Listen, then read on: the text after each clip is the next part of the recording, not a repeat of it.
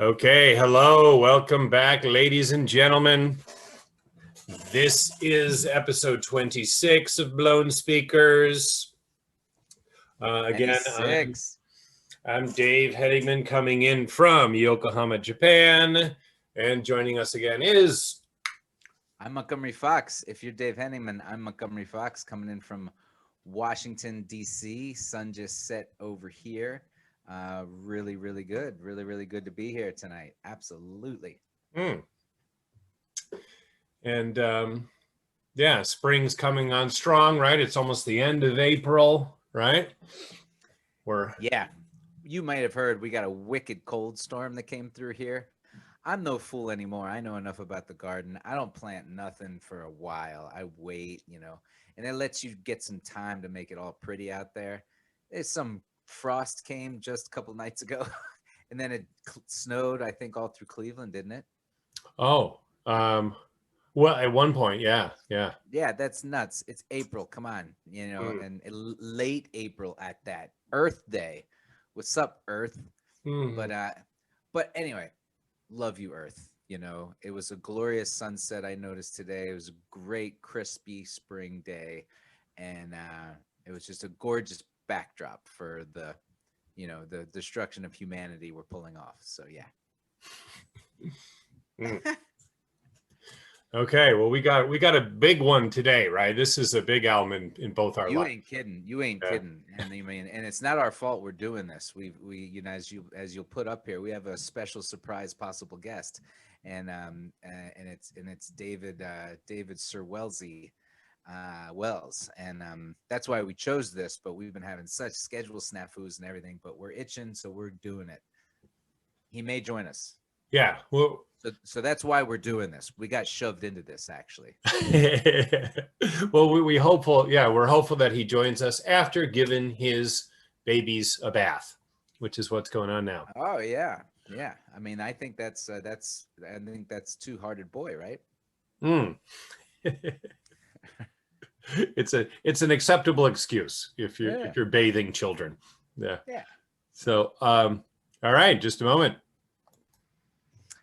Okay, so whether you're looking or listening, we're looking at the album cover here. Remarkable, 1998, in the Aeroplane Over the Sea. Yeah, exactly. This album has so been done, depthly researched and talked about. However, it is so special to you, I know, especially, and then me too, and then all of us. I think it needs to be praised and recognized as much as possible, because this is just one of those short-hearted, big-winded bands. I mean, big-hearted, short-winded bands. Did I say that wrong? Yeah.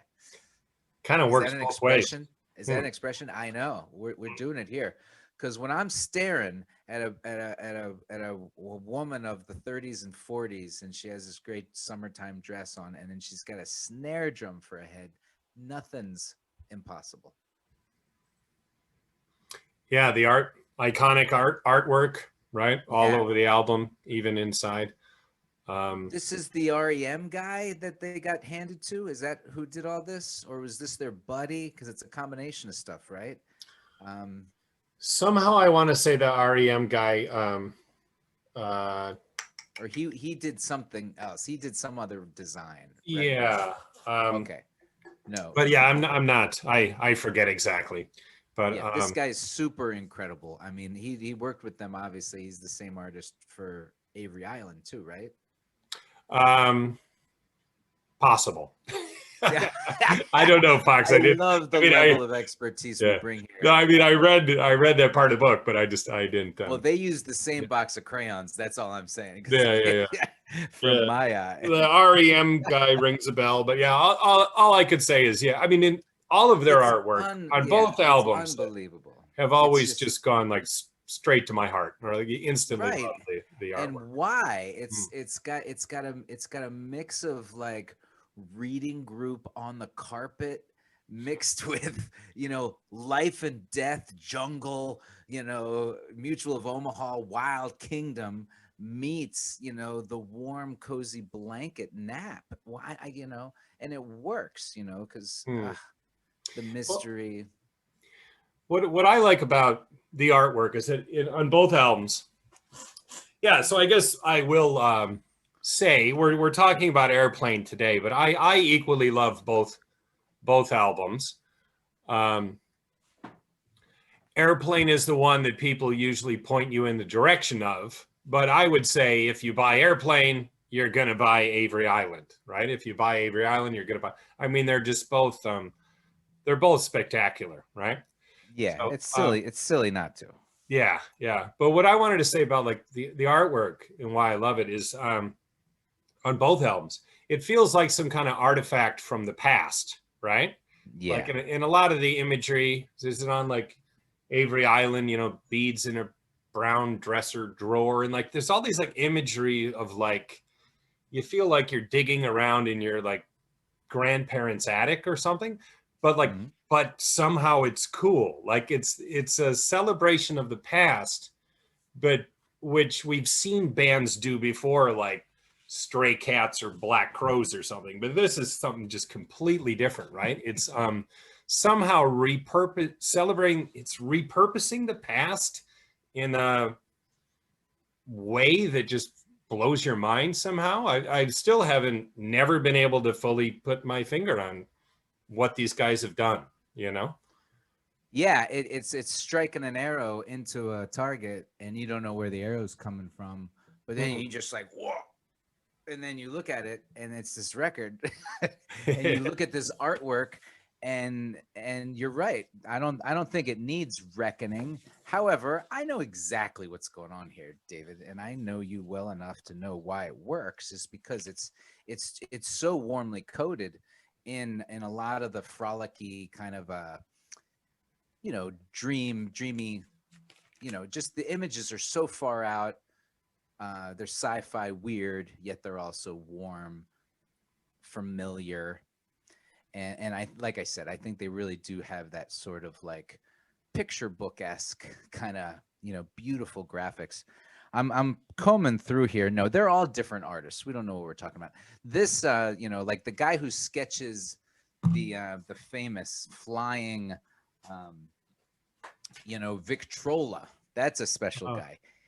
That's Brian Duane, but Chris Bilmer and Jeff Mangum did the art direction, and so I think we're looking at a combination of the REM guy, and what we mean by that is we read the 23rd and a third, 33 and a third book, and yeah, and so they met an artist who had been working doing art.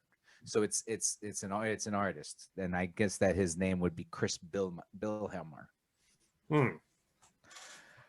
But there's also additional guidance by Robert Schneider, Brian McPherson, Margaret Middleman. All it seems. Well, that just says guidance. I don't know if that means more art guidance, but anyway, it's some of the greatest stuff. I mean, and I have the posters. I never got them framed. They're worthy. They're so worthy of really, because they're fantastic in the true sense of the word.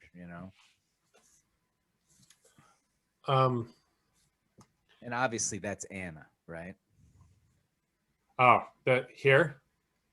I mean, whenever I go back to the true root of this album, the conceptual nature of it, even though it's all from the fertile soil of Jeff Mangum's organic heart, you Hmm. know, it is a concept album about Anne Frank, and so there she is, Hmm.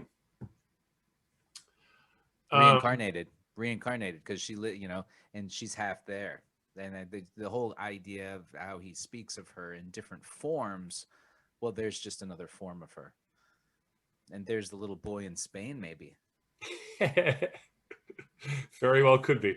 Yeah, and the two-headed boy, He like looks maybe like a little Spanish boy, don't he? That's like, come it could on. could be, and maybe these two heads, maybe they're coming from one body and they just have a long neck, Good God. Good long God, you're necks. right. Yeah. So And I that mean, and that's well, and that song about sailing. yeah. Well, I mean, that's just the thing. There's so much imagery swirling around. I mean, both these albums. It's just delightful, right? But it all Right. fits together for me because it's all pin to Mangum's voice and just the wonderful music and mm. 100%, 100%. And I mean, it's not even the half of it. Half of it. Who's not looking twice at this album cover? Someone's gonna buy it just because of the album cover, you know. And so, why the hell should this be evenly matched? In fact, the music outmatches the album cover. Come on. I mean, I don't know what you put on the front cover of this, because you can't judge this book by any cover. Yet this is the best cover to judge it by, I guess, you know. But I mean, you can't. I mean, it's remarkable. I know how it deserves something remarkable, because it really is sonically something different. I think music is headed in some wacky directions at this time in 1998, as we see here. You know, it's an end of an era. How would you, are you, you know, I can kind of see where this Elephant Six gang, these cats, these white kids in the dregs of the 20th century, figuring shit out and coming up with new ideas and sounds, and you can kind of hear them synthesized, I guess, to an extent, but it really is a new. It's so fucking great, right? Well, I guess, I mean, a way we can begin talking about it is just entry points. I guess I'll talk about the first time I heard Neutral Milk Hotel. Yeah. Which is when I moved to Chicago in November of '97, and David Wells, who we hope will be joining us. I moved in with him and Chris and Jim, who you may remember from the Ride Nowhere episode. So I was living with three of my friends in Chicago. Yeah, and just moved to a big city, ready to experience new things. And the first night I was hanging out, this is the album we were listening to on Avery Island. The first night. Yeah, I'm sure. Yeah, because it was, wow. How, I mean, it was, I'm sure they were all pumped about this album. And my first night there, I mean, I'm guessing it was the first night. Yeah. And I wanted to play, I mean, just mind instantly blown. No, you're 100% true, and that's worth saying only because back in those days, you didn't hear anything until you were there to hear it. Yeah. No one's gonna send it to you by mail, yeah, exactly, or in a text. Yeah. So you had to go. Excuse me. That's funny though, Fox, because someone did send you this by mail, didn't they? Actually. No. I bought these records at a place. No, but I mean your entry point, right? Wasn't it? My entry point was via long distance mail. tape. I got sent a cassette. Yeah. So but you can imagine, like, when we haven't seen each other a while, and you've been into this band, and then someone like, you got to hear this. So I'm imagining it was like you got to sit down and listen to this type moment, right? And just one moment on the album I remember, like, Wells really drawing my attention to on Avery Island, that I still, whenever I hear it, my heart just delights at this one moment of Garden Head I'd like to share with you. Oh, you'd like to share with us a moment of Garden Head, which are you gonna play it? Are you gonna set it up, or? I'm gonna play it, but if you want to say something quickly, go for it. I don't know. Were you gonna give away? Because that's a funny, silly story about what he's singing about, right? Oh, I don't know. I don't know the story. Okay. I thought they talk about it in that 33rd and the third book. But anyway, they're living down there in some, fun ratty neighborhood in the Carolinas, or no, sorry, Georgia, in Athens. And it's during that era, I think. And they get to know some dude who kind of tends the land across the street, maybe. Something like that. He either cuts the grass across the street, or he cuts the grass up there. I don't know. He's around. And every once in a while, they'd see him, and they started nicknaming him, I think, the Garden Head. And they're like, and then once he locks eyes with him, and it's like, whoa, the Garden Head knows my name. And it's like, nah. Holy shit. I don't remember that story. And I believe it. And I believe it continues. And I hope I'm telling the truth. And I believe it continues where they befriend him. Oh, really? And he's like a stoner, and then he won't get off the couch, and then it's kind of sad. He's like mysterious, and then turns, normal. Huh. And I I don't. believe there's some sort of origin story, from that tune.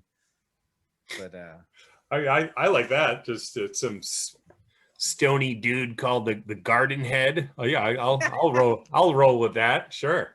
yeah, All right. Give me a second. Give me a second. Yeah. So but it's exactly that line you were talking about. The Garden Head knows my name. Um, I just remember like Wells really pointing out to me. He's like, listen to how he holds this note, And uh-huh. I mean, the album was already so special, anyways. Just I mean, the vocals and how he was singing. But I remember like Wells really being like, check this out. Listen to how he holds this note. And I love, he goes name, and then it goes into leave me alone. I mean, it's just a great it's like one of those moments after you hear that, like, oh my God, I love this album. Like Mm-hmm. I don't I've already decided I love this Yeah. album. Yeah, there we go. It gets hard to explain. The garden head knows my name.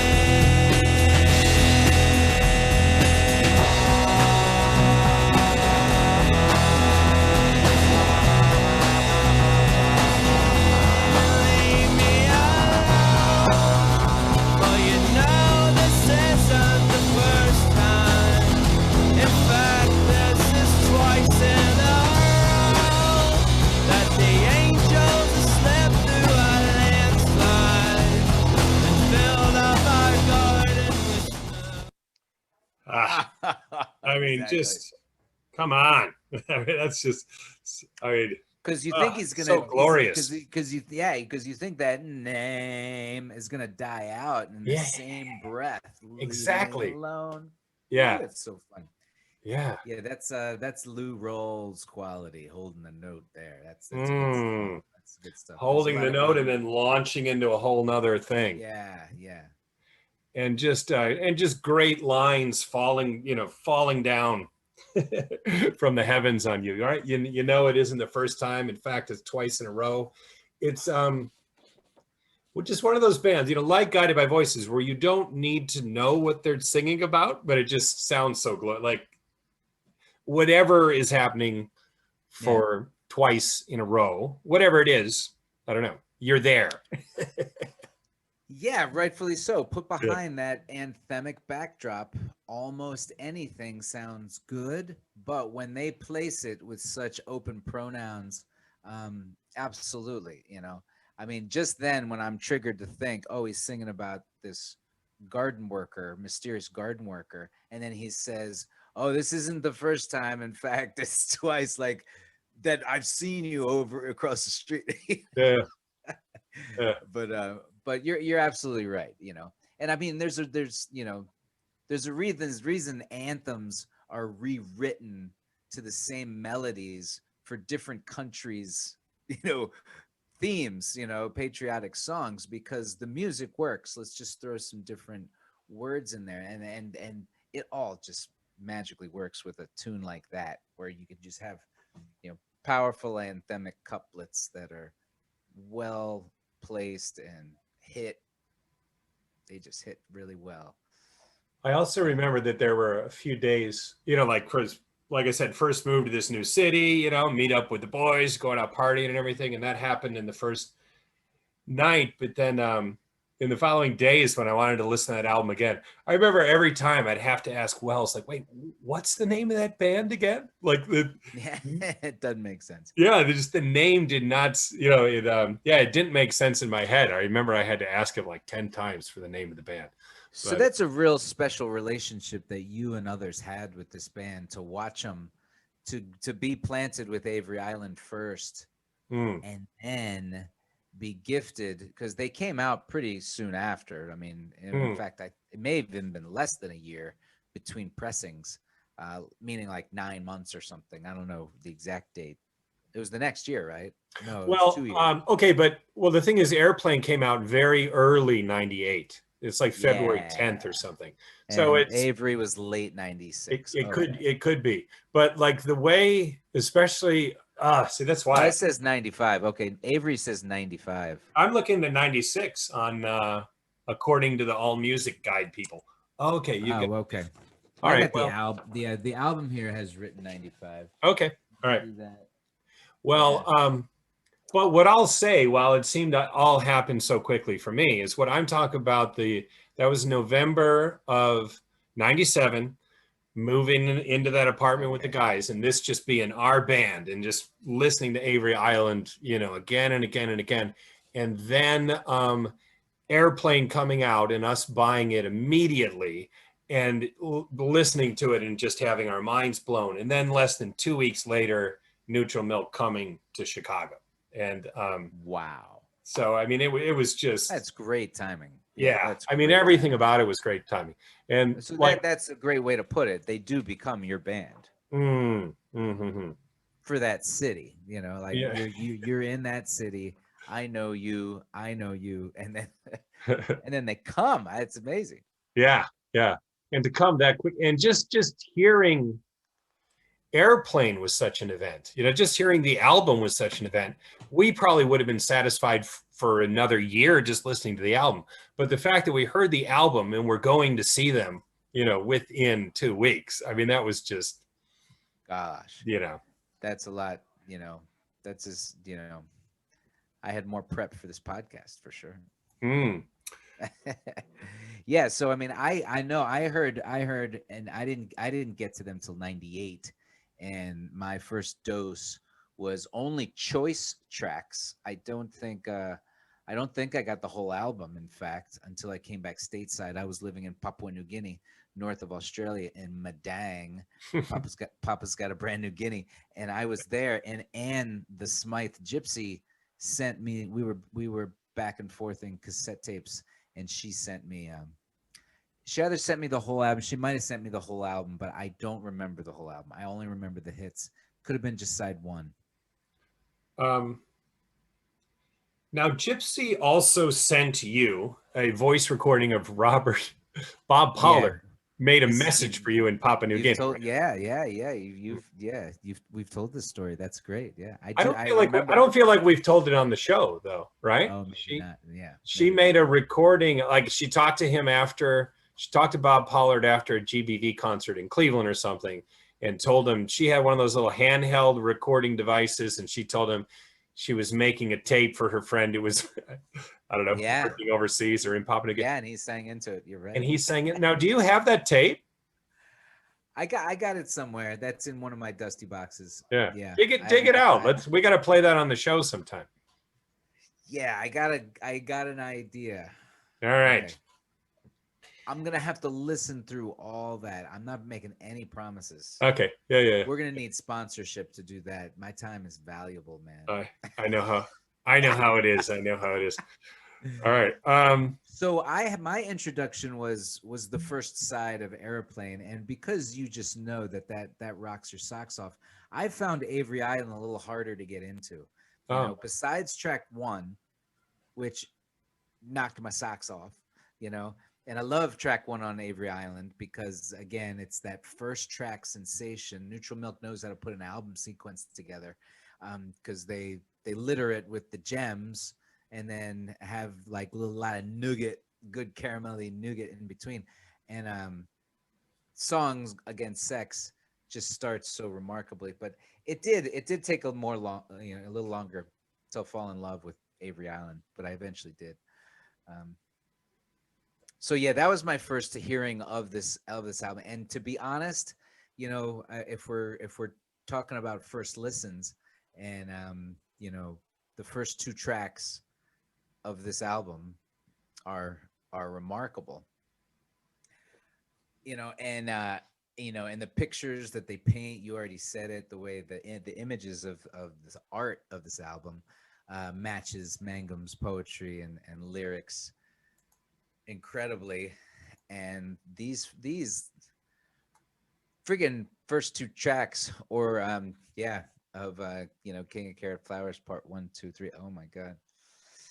It's just nuts. So I'm sitting here. We couldn't have been more opposite to hear these musics, because I'm sitting I'm living with Christ at the time. I'm living in Papua New Guinea, at a Catholic college, teaching and stuff. And so when I'm turning it down during the first one because he's talking crazy. That the first bit, the music is so rocking, but the pictures he's painting are so morose of just a family on the edge of survival. The mother's drinking to forget about everything, and the father is imagining ways to die, but then he's too chicken shit to pull it off. I mean, God, it's horrible. And then it launches into the safety of "I love you, Jesus Christ," and it's just so perfect. And I'm sitting there with the missionaries, and hanging out with some good quality people. And it's a different day of missionary stuff. And anyway, it was really tripleodious to be there with those worlds, and to hear that for the first time, and to understand where Mangum's coming from. He does love Christ, and what Christ stands for and believes in. Wow. So you felt safety when you heard him scream that? Because it's a threatening. So we're talking about the very beginning of track 2 minutes in the album, where he just belts out "I love you, Jesus Christ" in his big, powerful voice. And I don't know, it's interesting that you felt safe. Like, to me, I felt shock, I think. Sure. I don't think it's shocking to hear someone bare their soul so honestly. Honesty is shocking. I don't think there's any denying that he's got some religion in him, and that he does really probably love Jesus Christ. That's okay. Whether he's a practicing whatever, I think that's beside the point. I do also know through reading those books that that's a classic kind of mashup song, right? Like, he wrote the first part, and then he's like, "Oh, I got this Jesus Christ thing." It's just a magical melody. I'm going to put it somewhere, and it just juxtaposes so perfectly with that first bit of just a wild. What's that show with Philip Roth Seymour? They're a crazy family, lives in New Orleans. Like, the kids are all criminals, and they're all. It's like a crazy. What's that? C. Philip Hoffman. What's that? Or you're not talking about Philip Hoffman. You're talking about William H. Macy. Yeah. H. Macy. Okay. Sorry. They live in Chicago, I think, don't they? Maybe. That show I'm talking about? Like, Shameless. It's called Shameless. Exactly. Yeah, Shameless. yeah. Like, that's the picture that he paints in that family. Like, yeah. Totally. You know what I mean? Yeah. It's just. And then I picture, Mangum or someone else, the narrator, just like, "Oh my God, what is this world I'm living in? I love you, Jesus Christ." I mean, I just see those kind of, and so you're right in many senses that it's shocking, because then you hear that in like urban city Chicago, and you're sitting there rocking to the rock and then it slows down, breakdown. Yeah. What's he gonna say now? Yeah. Is he gonna sing about boobs? I mean, is he gonna sing about elbows? I mean, what? And then it's "I love you, Jesus Christ." It is out of nowhere, and so you're right. It is shocking. Yeah, because it does mention in that book that he went to Bible camp as a kid or something like that, but it's like totally good experience for him. He liked it. So I don't think I mean, I think They're it's all great Southern. that he's Christian to some degree. He's also said at other times that he's said different things at different times about it, but one thing I think is kind of undeniable about it, or at least in my mind, but you could deny if you want. I think it's him. I think it's him saying he does not give a shit what anyone thinks about him.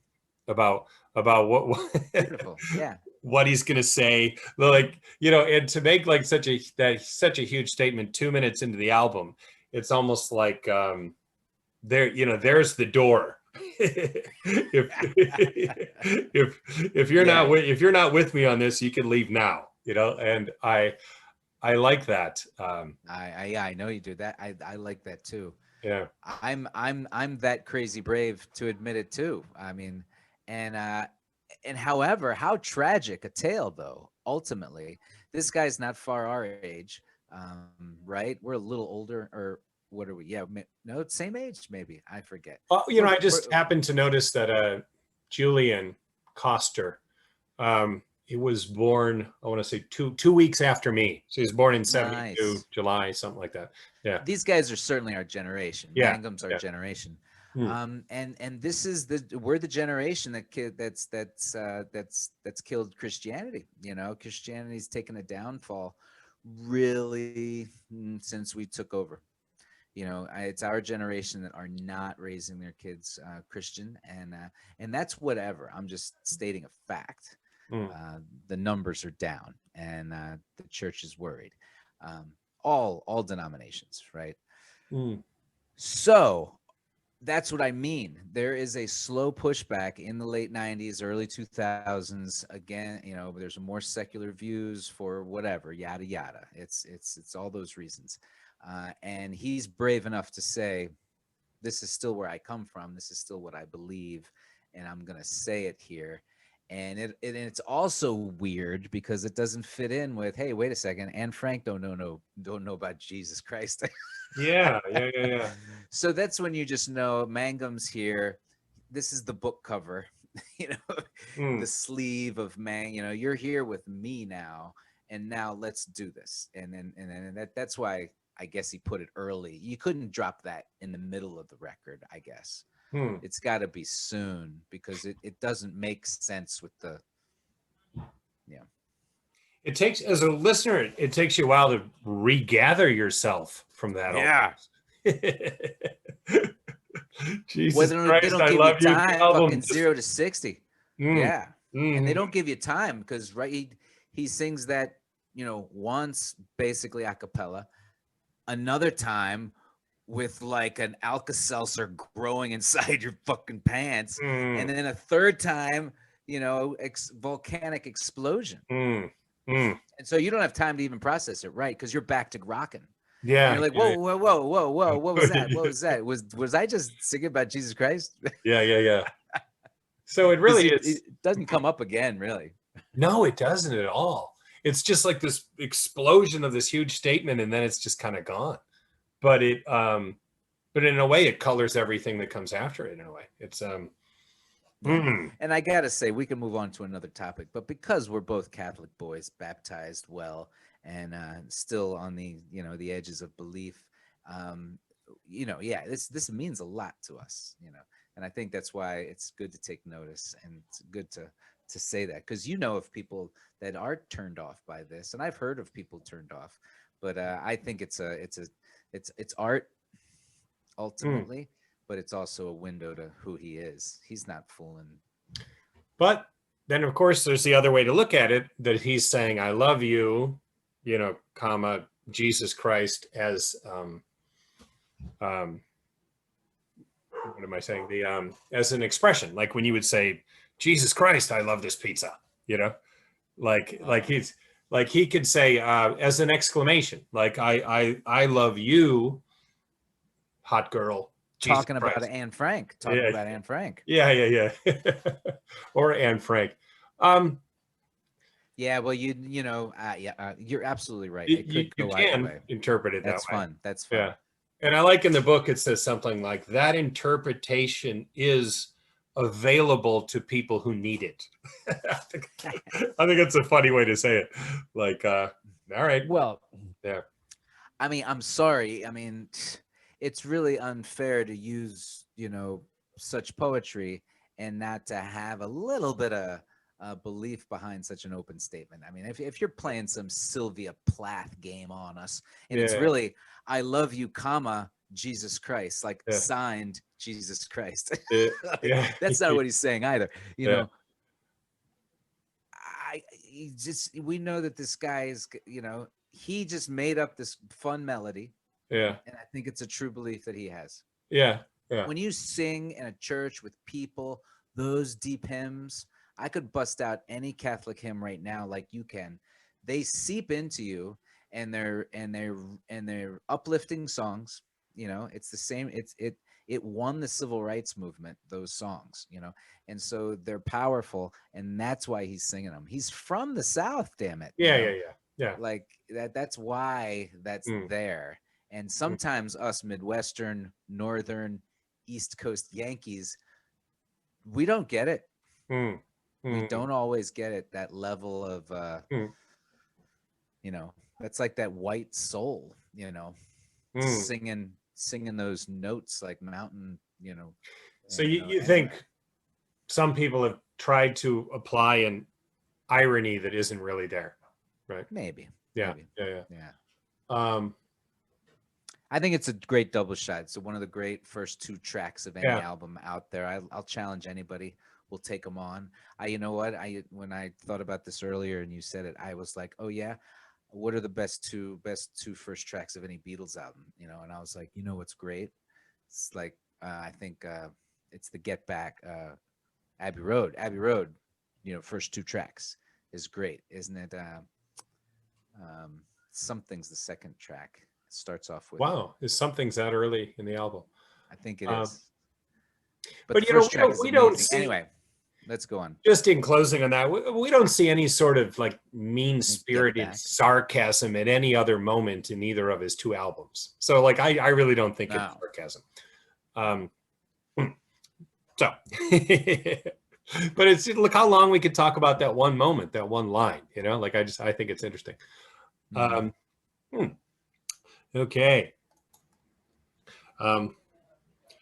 Just talking about, you know, great neutral or thought-provoking neutral milk hotel lines. Of course, we're going to focus on Airplane today, but one line I love from one of many lines I love from on Avery Island. I love when he says, I love you and I want to shoot all the superheroes from your skies.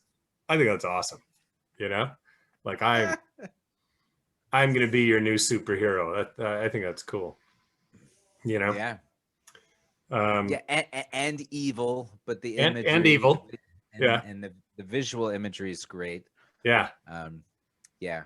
And then a really like powerful moment of the song when he said, yes. I don't know. Yeah, and it humanizes his superheroes who normally are impenetrable to the shot. But his love is so strong that he's gonna shoot these guys down, no problem. Unquestionable. Yeah, that's unquestionable. how No 2-day wait on that shot. Yeah. His love is urgent. Yeah, there's an immediacy. I mean, come on, passion is Jeff Mangum's middle name. It's gotta be. I can't see him doing anything mundane, except, I mean, he makes getting tea like very symphonic, I'm sure, but like watching him do anything, there's got to be just, you know, so operatic. Just so much passion, man. Every song is like, God, you can't keep that up. He couldn't. Of course, he's not going to go on. You know, you can't. I guess, but I certainly was disappointed when he didn't. I mean, I thought Of course. like when you were talking about it being like a new time order. I mean, I thought this was the beginning of the next wave of everything, right? I mean, you know, Mangum's going to lead us to the promised land. I mean, which he did, but it was just a shorter journey than I had hoped. But no, he's absolutely remarkable. But it does become a Halley's Comet of sorts. That you know, they're meant to be something. They're part of the galaxy. They came around once, and that's it. And we're so lucky that they toured it again, and that was really fun. And I got to see him talk about that. Great, everything. But yeah, it's just that special moment of it's all about Mangum being there, growing up with his buddy Rob Schneider. I think I said his name wrong. Robert Schneider. It's not Robert Schneider, not the actor, not the SNL wise guy. Mm. Who's really the unsung hero of this. Give me a fucking break, you know. Mm. This is really, you know, a a two-headed monster with an amazing backing band Mm. that did everything they had to do. I mean, the songs are Jeff's. Mm. Those musical compositions, though, are the horn arrangements are special. So it's a Mm. true band. Don't get me wrong. But anyway, Schneider, Mm. God, he records this thing so amazingly, and I mean, and that is what makes it special. You know, that's for sure. Well, we're gonna get into Schneider. Let's see. All right. So the back cover, right? Again, you know, it's great. It just looks like some creepy artifact from the past.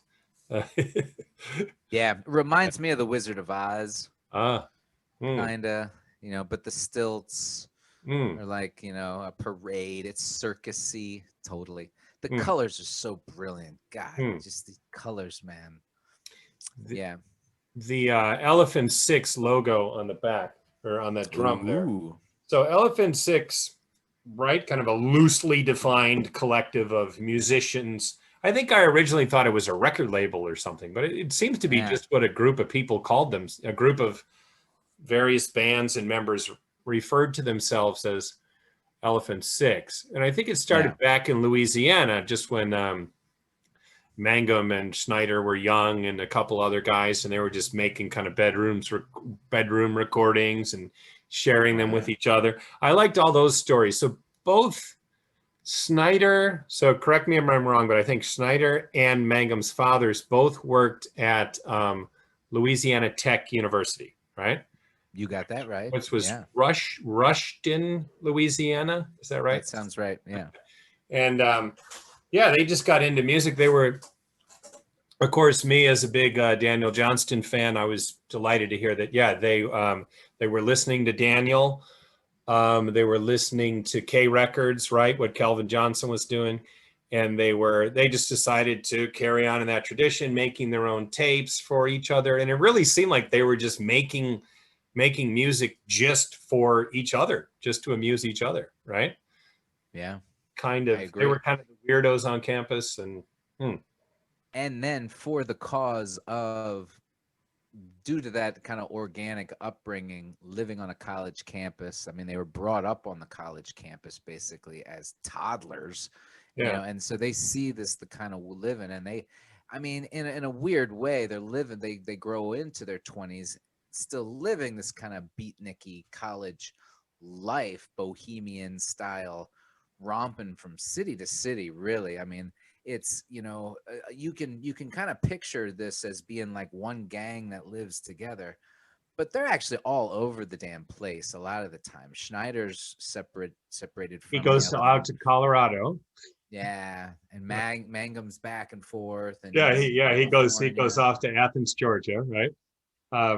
Yeah, where a lot of gets going. I mean, that's Avery Island, basically. They right there while they're living in Athens, correct?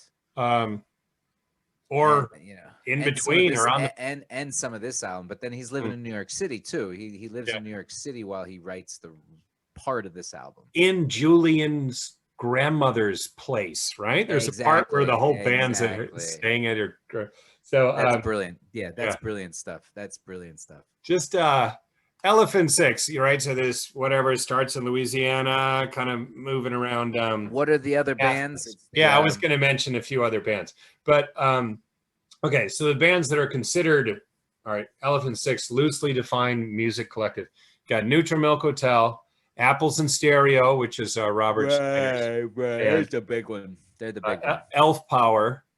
Oh yeah. Olivia Turner Control, and of Montreal. I just watched a documentary on them recently. Wasn't it you were Mr. Chicago when that hot John Cusack movie when he plays the record store snob? Sure. High Fidelity. High Fidelity. It's not the Apples in Stereo album with that classic scene, isn't it? Like, watch this. I'm gonna put on side A. Isn't that the Apples in Stereo? I don't know. I could be wrong. I could be wrong because I think I am wrong, in fact. But Apples and Stereo. It sounds like that was them. Oh, really? We'll research that. I We're known remember that to scene, right? And then people instantly talk buy out the of our album. striped shirts and this. Yeah. Huh. When Jack Black was like, "I'm gonna sell 3 copies of Yeah. Apples in Stereo." Ah, It may have been Apples. It may have been anyway. huh. Yeah, Although that was kind of a synthy song, wasn't it? But um, Apples in Stereo played around with. they did. Yeah, They yeah. did. And I could be right. Beulah was included in yeah. They had some I liked Beulah. They synthy were fun stuff. Um, But the thing is that when I think of a collective, like Yeah. I think of like Laurel Canyon or something. yeah. I think of like Woodstock with Dylan and the band. I think of some a group of folks that just get cozy. This is a different kind of collective American style when you're kind of like, no, man. Hey, man, my parents moved, and you gotta like, no, you gotta stretch it out. But guess what? We're gonna keep it together. We're gonna make it work, Yeah. and we're gonna write letters. Yeah. Yeah. and Totally. they decided to like keep it going.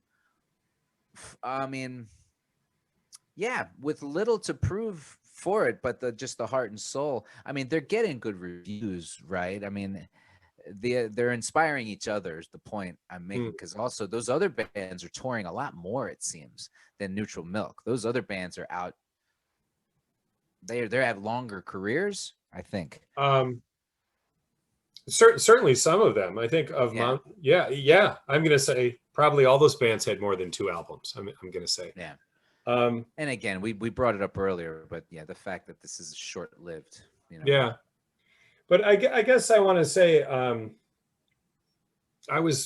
don't know, because like when I said what I thought Neutral Milk Hotel was the beginning of something amazing, and I was ready for it, right? I felt like I had been at ground zero of it, and then it kind of to be able to see them so early on, and then it kind of disappear. Meaning no other bands really matched what they were doing. That's what I want to, I hate being a downer about that, but I went to see Olivia Tremor Control in Tokyo. Yeah, that Black Foliage album. I mean, it's like 2000 or something. So pretty, not long after that. And it was good, but I mean, I think I'm ready for, all right, this is like the, mind-blowing amazingness of Neutral Milk Hotel is, I guess I was hoping that, since you're part of the Elephants. Yeah, exactly. I think my expectations were a little too high to see Olivia Tremor Control, even though I'm sure they put on a great show. But I mean, I was there, but I mean, I know there was a feeling of that they were kind of like just holding place for when Neutral Milk was going to come, because I thought they'd have another album, and so yeah. They probably just needed a saw or a sousaphone or something. Let's see all right. Yeah. I mean, even the like fold out lyric sheet from the CD was even amazing, in terms of how it looked, right? It looks like some old, bit of parchment, left over from yeah. Oh, so you have the vinyl. How does it look on the vinyl? Oh, the fold is incredible. Oh, nice. It's incredible. Wow. Oh, that's beautiful. Okay. Because you get the dramatic shot. Yeah, it's just the whole thing. It's just unbelievable. Yeah, when he came solo, they were selling the box sets. I got the box set. Okay. So I had this first on cassette, and then I eventually got a CD. I think it was a ripped CD, and I had it in a couple different forms. So I figured I owed it to him and the band to buy the whole dang thing. So I did. It's pretty amazing. God, it's just such a great, beautiful thing. And so yeah, Mangum himself does a lot of the art. He did the cover for Avery Island. It looks like one of his. But he also gave the art direction. I think he helps talk through. Or maybe the REM guy is the Brian Duan with the flying Victrola. That does kind of ring a bell. There's but yeah, Yeah, I guess our Yeah. viewers, please look up the REM related artist who was involved in some of the visuals. What do you Well, think? we just read it in the dang book, Uh, but anyhow. yeah. So I would say my next run in with this album was really I became a champion of the band, like I'm sure you did. Like whenever you saw people, this was the band you talked to them about, Yeah. Yeah. you know. And I just remember doing that for the next 10 years, maybe, you Yeah. know, Yeah. whether it be friends I knew who were cool, or it would be, you know, putting their songs into my I was playing music out, so I'd sneak in one of the songs. Two-Headed Boy was a big hit. Mm. Not so much at farmers markets, but Yeah. in the Airplane Over the Sea, always Yeah. a Yeah. hit, and I can pull that one off okay. Nice. And in a different key, I try to do it a little differently. Anyway, so I kept those albums alive as much as I Mm. could, and mostly it fell strong for me. And I think it's 2002. I met my wife, and she's about to go on this road trip to drive and see her parents. Think her dad was sick, and I'm like, oh, you're about to get in the car for 10 hours, drive to Indiana, see your parents. Okay, I'll see you tomorrow morning. Okay, we'll say goodbye to you. Okay, go home, make a mixtape. Nice. You know, go make a mix CD, and I litter it. I think just two. I want to say two songs, maybe three Neutral Milk Hotel songs. Definitely in the Airplane Over the Sea, and then Ghost, both from this album. Um, I almost put Holland 1945, but I really felt that that was a real intimate love song, and I was like, she's gonna think, you know, too much, you know. And I was too daring. I was too afraid also to put on, you know, King of Carrot Flowers with the Jesus Christ stuff. I didn't know if she knew me. I don't want her thinking I'm some Bible beater, you know. Uh, did So it was hard to pick. did she get back to you about those songs? I you know, like Mickey Dolenz sang, she's a believer, you know. Yeah. I wooed her, and then we went and saw him live together years later. Mm. Nice. Nice. But that it's just interesting that you say that, because that's kind of how their reputation spread, right? They had the two albums and they were gone, and just people started talking about them, right? Yeah. And yeah, I think I did the same as you. When I would meet music people, like, are you into Neutral Milk? And Yeah. yeah. I mean, it's amazingly wonderful to think that that's all we had to talk about, you know. But Mhm. that was a topic of conversation amongst people who wanted to share art and culture. Mm, I long for those days when we had a breath mm. open, because, you know, I assume, oh, you probably already saw this, so I'm not even going to say. Yeah. Yeah. Yeah. Yeah. Um, for me, it was meaningful when right. So there's a gap for me because I live on the other side of the world. Sometimes I don't know how. I didn't know if people were still talking about Neutral Milk, you know. But then Mm. I met a college kid, an American kid. He was in Japan, as some kind of exchange program. I'm trying to think when this would have been at least, I want to say this is about 2014, 2015. I met this guy, and he was saying, oh, he just loved 90s music. He's like, oh, I wish I could have been around for the 90s. And other young people are saying this to me now. Like, that's, I don't It's a know. high time. Yeah, I mean, I guess we should have expected, but still, I was like delighted to hear him say this. And he said, especially Neutral Milk Hotel. He's like, I wish I could have seen Neutral Milk. And I'm like, oh my god! And I met a younger British guy who they're his favorite band ever, right? Like, Nice. yeah, like the word has just spread, and it's spread to younger generations. And And they did get to Europe, right? They had a nice European tour. Neutral Milk did, I for believe. the reunion, Uh, I or thought back in the day they went oh, to okay, Europe. okay. Did they ever go to Europe? I don't, I'm not, Oh I don't know. shit! All right. I Well, don't know. during the break, we're gonna check that out. Okay, I yeah. thought they went there. Maybe it was during the reunion, but I thought they definitely made it to Europe. Like, But you're right. I was surprised because I thought it daring to go out and sing some of their songs, because I didn't always know the reaction, because I didn't care what people thought about you know, when you choose a cover song, you're just choosing a good song. I don't care who sings it. And of course, doing In the Airplane Over the Sea is just such a great, fun, easy song. It's basically a Woody Guthrie-ish, it's Mm, just a great melody, right?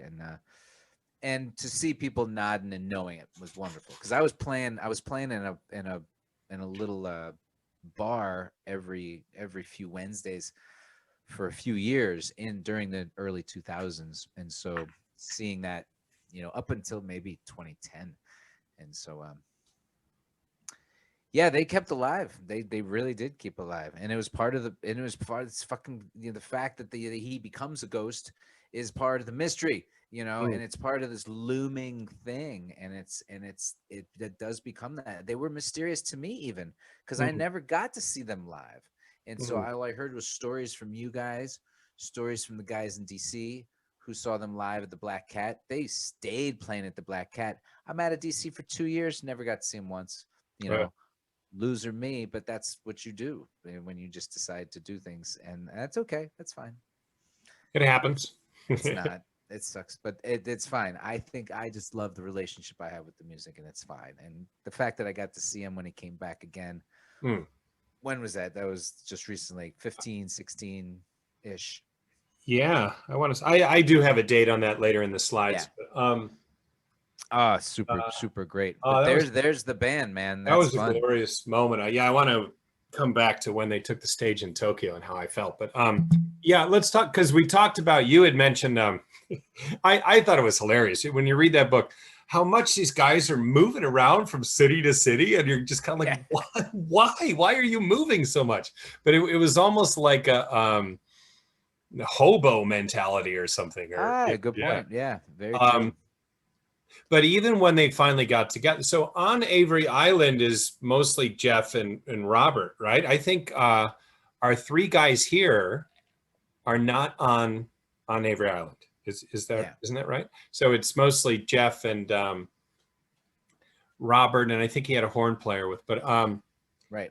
but so it Yeah, was Schneider. They play all pretty much everything. post Avery Island when we get these four together. But all right, I'm gonna try to tell this story from memory, Fox, but it's pretty confusing. So I think Jeff was in okay. So for some reason Lisa and Rick. Lisa Julie and Rick play some instruments on Avery Island, but oh it's mostly Jeff and Robert. oh what were the two names you just said? Lisa and Rick Benjamin. Okay. Yeah. They play a little bit. I think Rick Benjamin might pop up on Airplane briefly too, but Yeah. anyways, if I could remember this correctly, somehow Julian used to come down to that Rushton, whatever the Louisiana town, and so he kind of became friends with Jeff Must have been Mangum. going to school. Yeah, because they saw him playing I- drums somewhere else. Yeah, I get the feeling it's more a passing through type thing, but anyways, the way the band finally got together is, I don't know. I think Julian was interested in playing with them. All right, and then our guy here, Jeremy Barnes. All right, so I'm just going to introduce everybody quickly. So we have Jeff Mangum, guitar, voice. I mean, the genius behind Neutral Milk Hotel is Jeff Mangum, songwriter, visionary.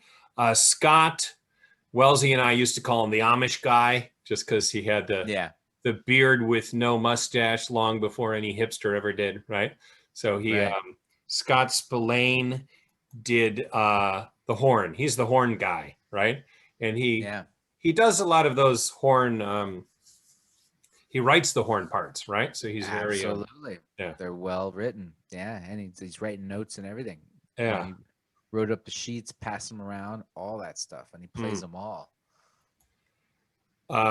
Okay, Julian Coster plays the bowed banjo, the singing, genuine noisemaker. Yeah, he's all over the place. Yeah, the wandering genie, the saw is just very memorable. I mean, that was just so exciting live when he would take out that saw, and I mean, it just added to the whole feeling of the kind of just kitchen sink mentality of these guys are just grabbing anything, anything within hand's reach to make it cooler, like it was great.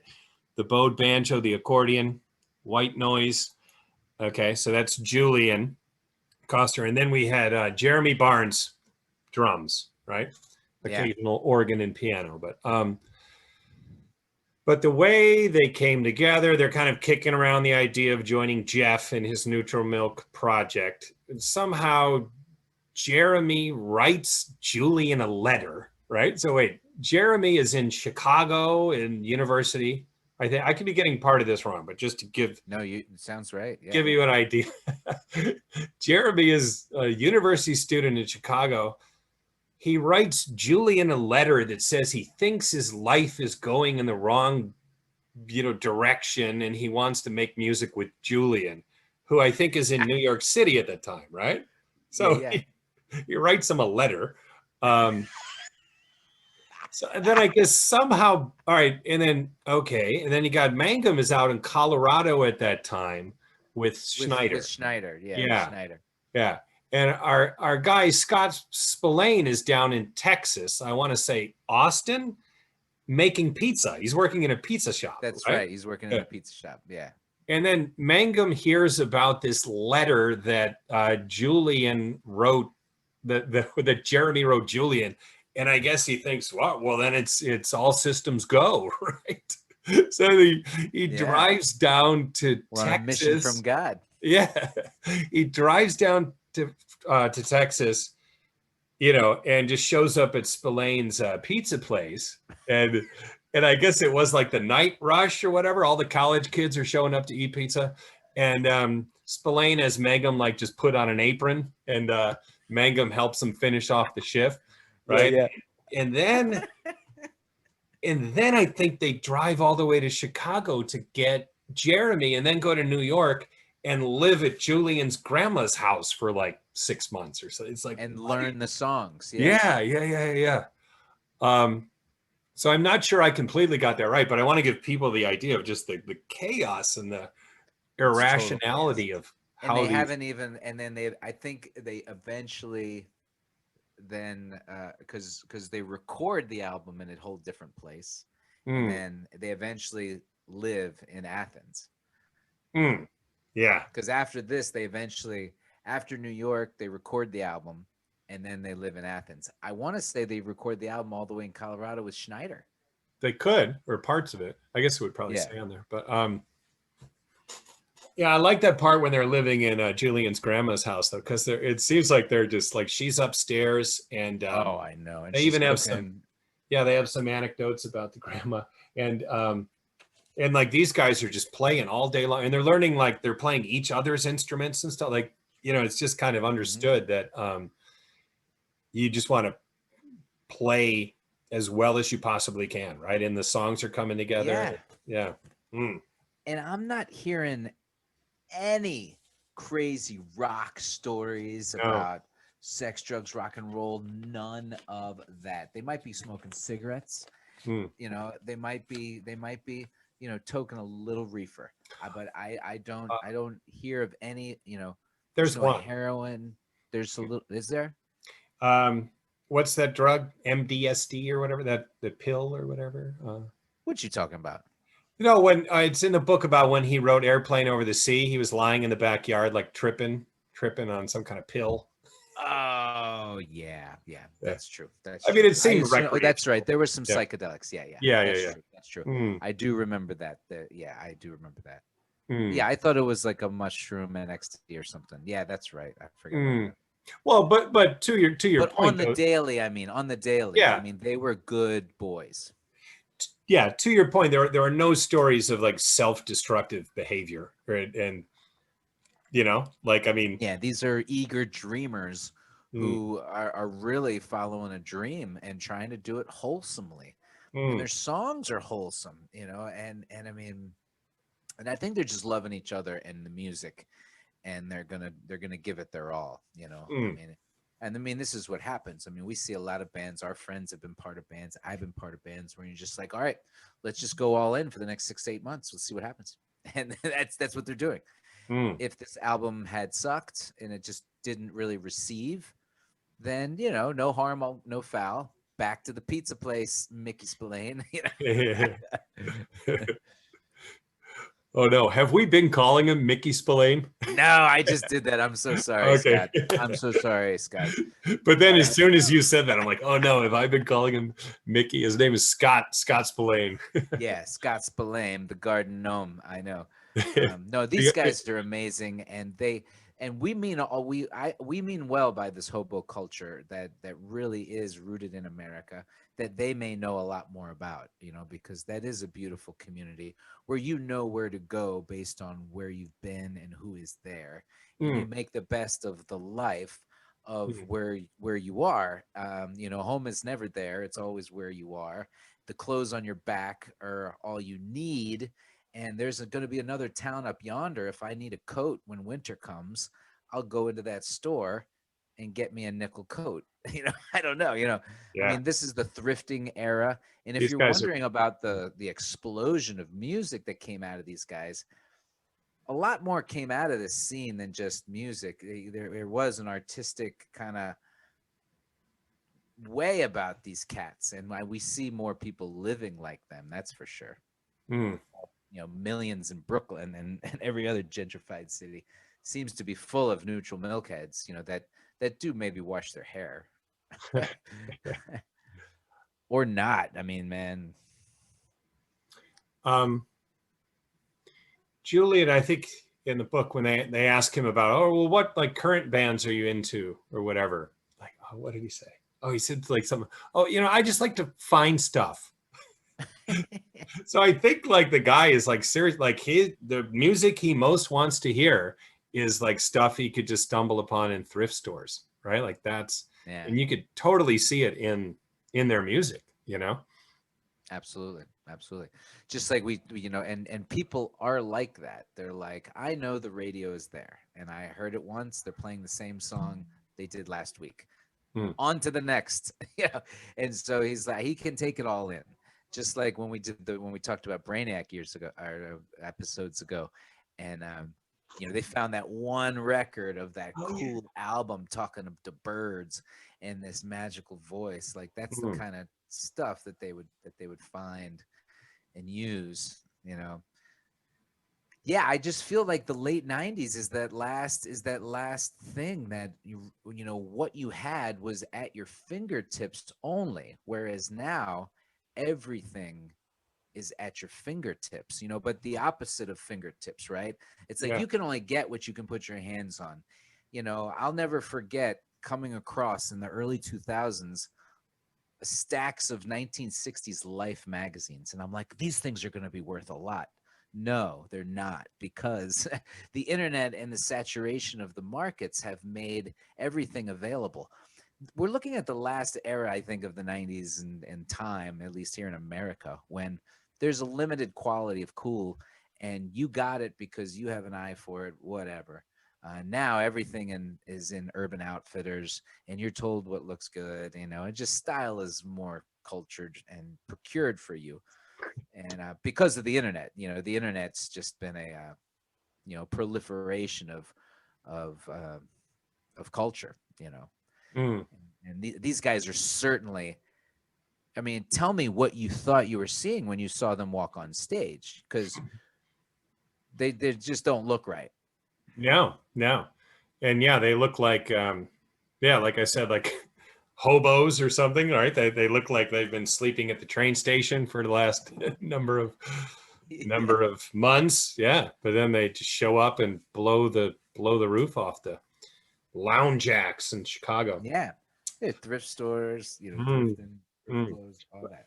I'm glad that you mentioned Brainiac, because when I talked about how these guys are just always driving to other cities, if you remember what Rosman said about Brainiac, how they were just always up for a 6-hour car ride at the drop of a hat. Like, yeah, let's go to I forget where they went with Rosman to see maybe Nashville or Knoxville or something. Yeah. Knoxville.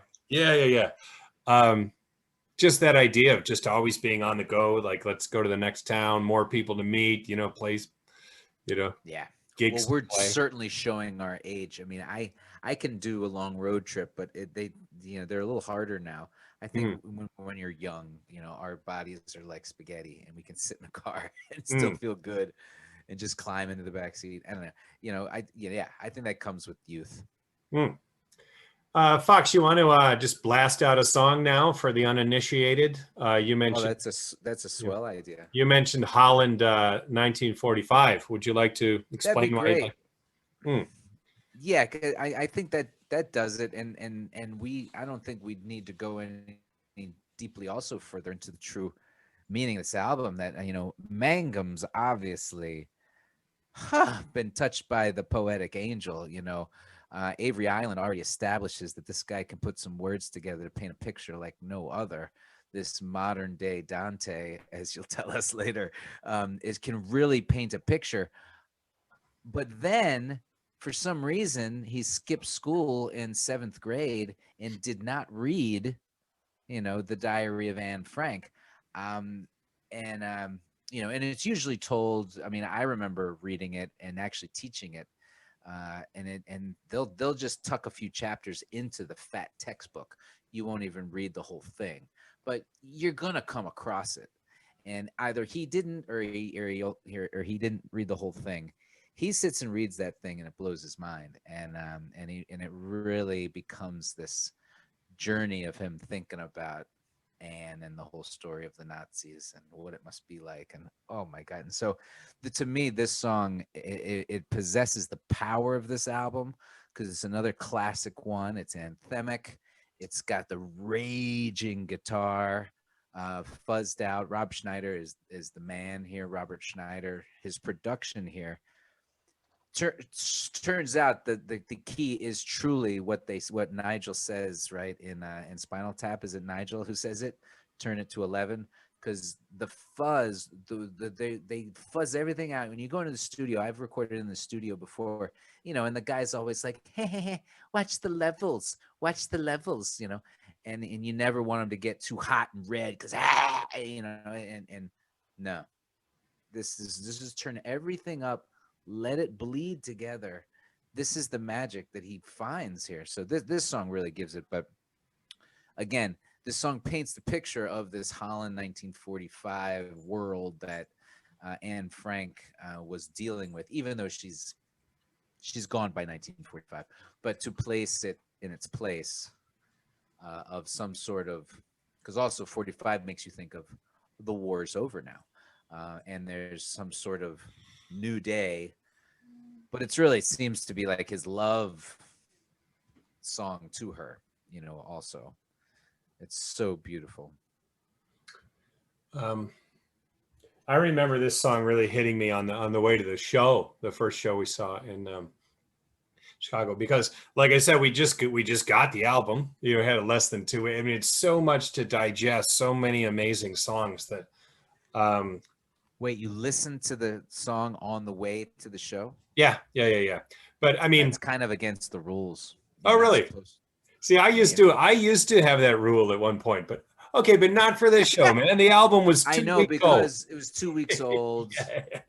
And you knew they were going to play it all. You knew they were going to play it all. Yeah. That's fine, because you know what? This is a different kind of thing. This is a different kind of album. Well, Fox, I'm going to take it one step further. We couldn't stop listening to it. There was no choice.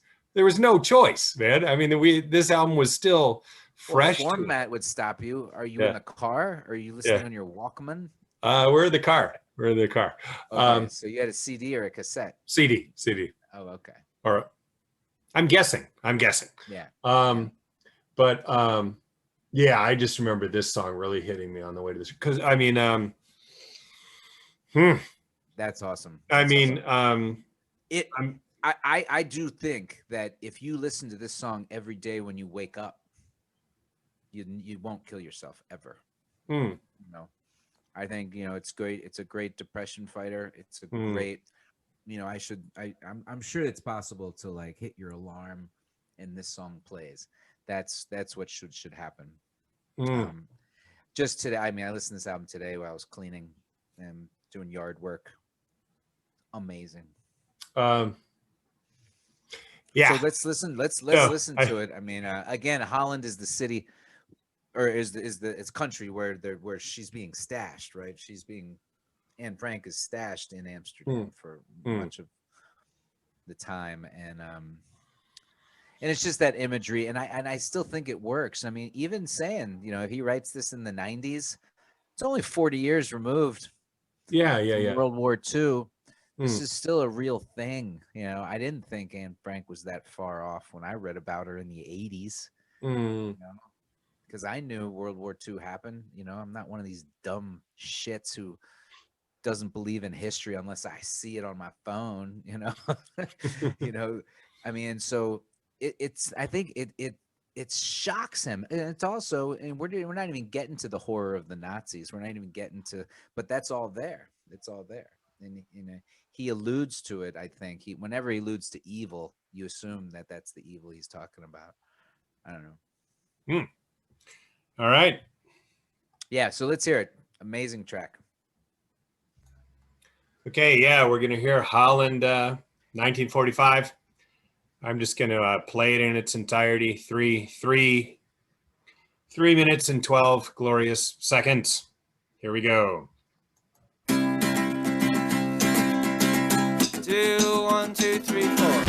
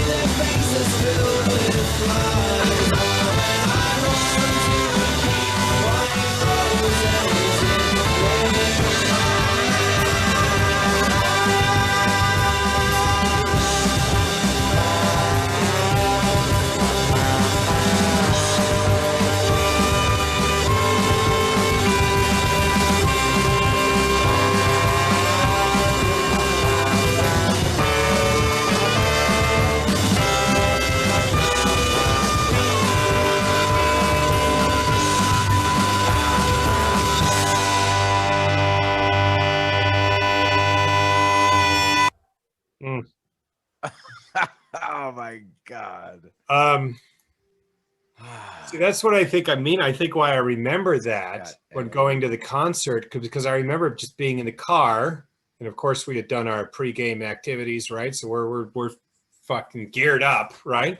And Uh-huh. then just to just be listening to that band as we're listening to that song as we're driving to the show and thinking I'm about to see this band, you know. I'd be like, Yeah, how are they going to pull that off? yeah, They do pull that off. They really do. yes they do. You know, because there is a lot of studio magic, but because it's chaos controlled Robert Schneider style, they're able to just go chaos on stage. Yeah, yeah. You know, because he it turns out he is a fucking control freak, and he didn't like any of this hobo shit that they were pulling. Wait, who? Snyder? Schneider, yeah. Okay. Schneider didn't really like Oh yeah. their kind of free love, you know, let's all play in one room kind of stuff. He was a little bit, you know, artsy about the sound. And, Yeah, and well, kinda, look at Apples and Stereos, very polished, right? If I remember. yeah. So he does kind of, they meet in the middle. In fact, they start to not get on. They're like, we got it, you know, they got it, because those other guys are, they're fucking, they're Oak Ridge boys out there figuring things out, you know.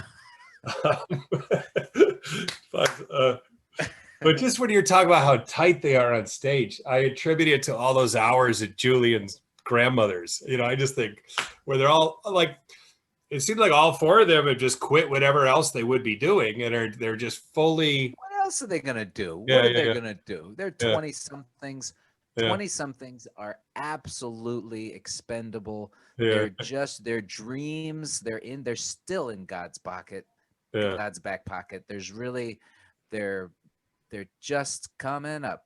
You know? So just stay out of the way, or figure something out, or absolutely make art that nobody else has time to do, because all the 30-year-olds and beyond are making the world run. And we need art. Thank God for Grandma's Basement. Wait, I want to go. I do want to talk about. Robert Schneider. So it's exactly what. God, what a horrible picture. Come on, really? Is that him now? No. I don't think so. This is what he looks like. That was what he looked like then. I never saw a picture of him in my life. No, and no problem there. I just think that's another Robert Schneider, don't you think? No. It's the same era as 98. That's what he looked like in 98. I'm going to say I'm usually careful about that kind of stuff. Yeah. So I good for you. That's fine. Yeah. But like what you were saying, no, but it's so fascinating because like what you were saying about how, I mean, he can be a bit of a control freak, which I'm going to say almost any record producer is, right? You're trying to get a bunch of maniacs to to create something, right? You know, that you can present to people. But it's really beautiful, like what he kind of says in that book, because him and Mangum were childhood friends.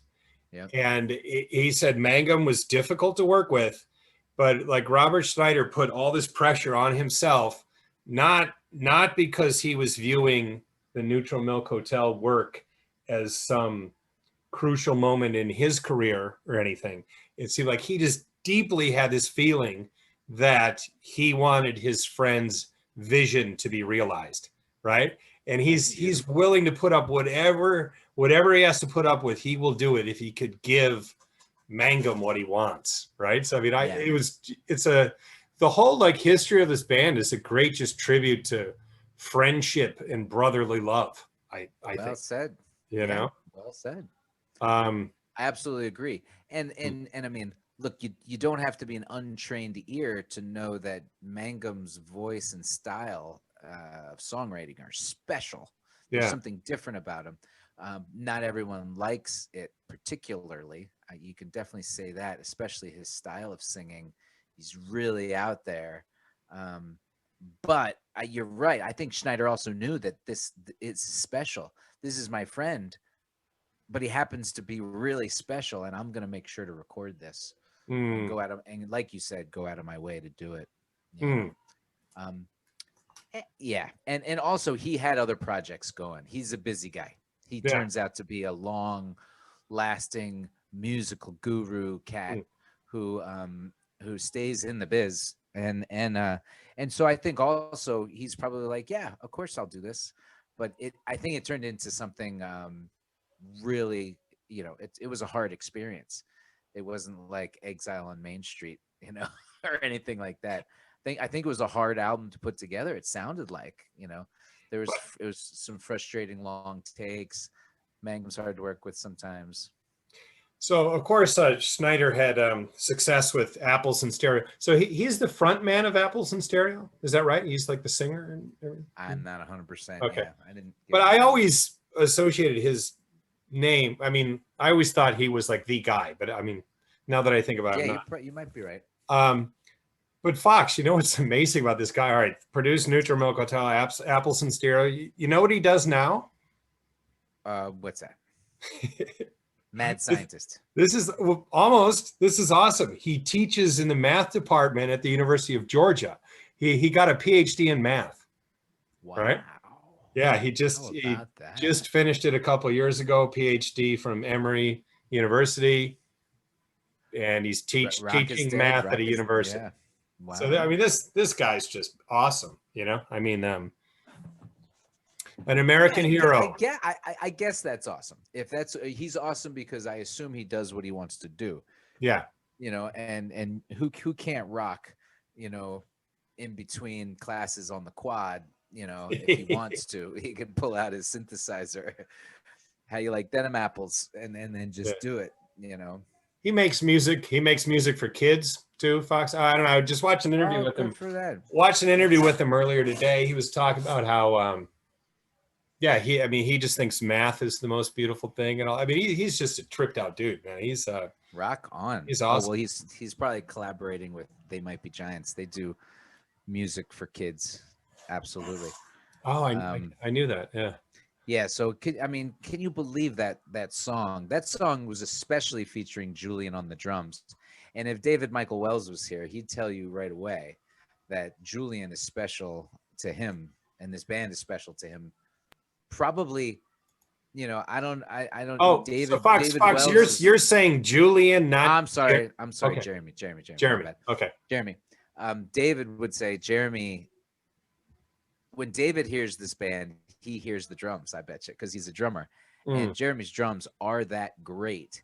And because you guys saw him live so many times, the drums are pretty back in this mix on the album. Like they're there. The drums are really wonderful, but at times you got to listen for them.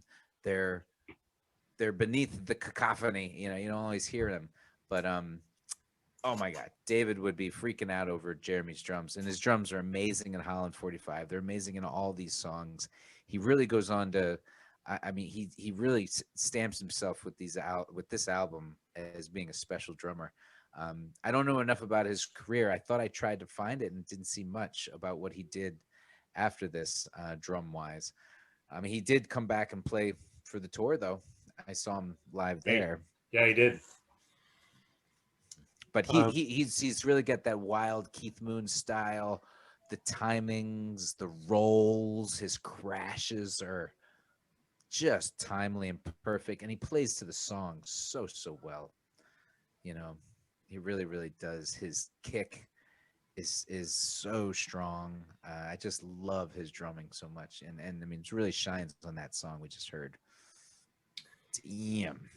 They usually have one or two other musicians with them too on stage. Well, they're different personnel for different songs, but at certain moments in the concert, right, it could stretch out to 5 or 6 members. Yeah, because Marissa plays the flugelhorn, right? That's the special song on Ghost. When Ghost kicks in, and she comes in with the da da da da da da da da da. That's her with that weird instrument. They told us stories about that instrument in the book, where it's this blow thing, and they had to get it replaced every once in a while. But that's called the flugelhorn, and her name was Marissa. You know what her job was also? I think that was her job. It was either her. No, that's Laura. I'm so sorry. That's the xanthophone. Yeah, that's Oh, Laura's job was that. Laura Carter, right? Who Yeah, was exactly. Yeah, Jeff's girlfriend, right? For at the I time. believe so. I All right. believe so. Yeah. It was also her job to teach the sound people in every city Yeah. how to deal with that, you know? Yeah. Mm. And because I mean, they also had like these rustic instruments with weird ass pickups, weird ass stuff, you know. Oh, this one shorts out all the time, but if he stands on one foot, he'll get a good connection. And Mm. then he's got to do it like this, you know, and they had to rig every show. And this band, hobo style, I hated that we're now coming onto this theme of the hobos, because guess who's always late? A hobo. Yeah. Oh, but And they have these guys, a reputation for being late to shows and stuff. Yeah. yeah, they have a horrible reputation Yeah. for Yeah. being late. Yeah. Yeah. And because they're stuck in traffic, they're like Yeah. driving everywhere. You know, Yeah. I mean, who's not driving around Yeah. to get to shows and gigs? Yeah. It's as if these guys are like busy playing with Legos, and Yeah. they're like, "Oh, it's time to go." Yeah. Totally. But that goes right into like kind of our myth about them, or our concept of them when we were like so excited to see them play. Yeah, this is a funny picture. But so just looking at these dates, I saw them in Chicago. So they played Lounge Acts on the 22nd, and the next day they played a in-store at a record store, which you could still see live. This whole performance is on YouTube. I saw it. Very I watched intimate. it. There were not many of us there. It was it's pretty cool. Yeah, but somebody's big head with it's like a brown cap with a Cleveland Browns head. It was in the camera the whole time. I couldn't see anything. Well, at least I wasn't one of, because remember he keeps saying in the video, "No, I'm seriously sick. Does someone else want to come up and sing?" That's like true. you know, at least I didn't do that. But He's so awkward. He's so bloody awkward to watch sometimes. yeah, it reminds you of Elliott Smith. You know how had you ever see Elliott Smith play live? And he's always like, yes, I did once. he's like always apologizing and fumbling around and everything. It's like, yeah, chill out, man. You're a rock star, you know. But there was some misunderstanding. okay. So even at the end of this clip in the record store, he says something, "Oh, we're sorry. We thought it was supposed to be Sunday or so." So I actually think that we went to the record store twice, because I think, all right, like let's say the 22nd was a Sunday. I think we went to the record store on the Saturday because we thought they were going to play there before the Lounge Acts, and we were just so like eager to see them. And we heard that they canceled, but it got there late. But it's because what you're saying about Legos. We heard that on the way in from Athens, Georgia, which is pretty freaking far from Chicago, we heard that somehow they got involved in a softball game and like dropped their whole like schedule just to play softball. Like, I don't know if there is any truth to that at all, but that's what we believed, you know. There's no question. There's no question, you know, that they got into that's the B-52s league down there. They don't mess around. They don't mess around. So they didn't show up for on the side of the road. You know, they're just like, that's so funny. That's so funny. Because so I think, if I remember correctly, it's certainly blurry, but there's something like that. So I think. And you'll notice he does apologize at the end of this clip. "Well, I'm sorry, Yeah. we thought it was a different day," right?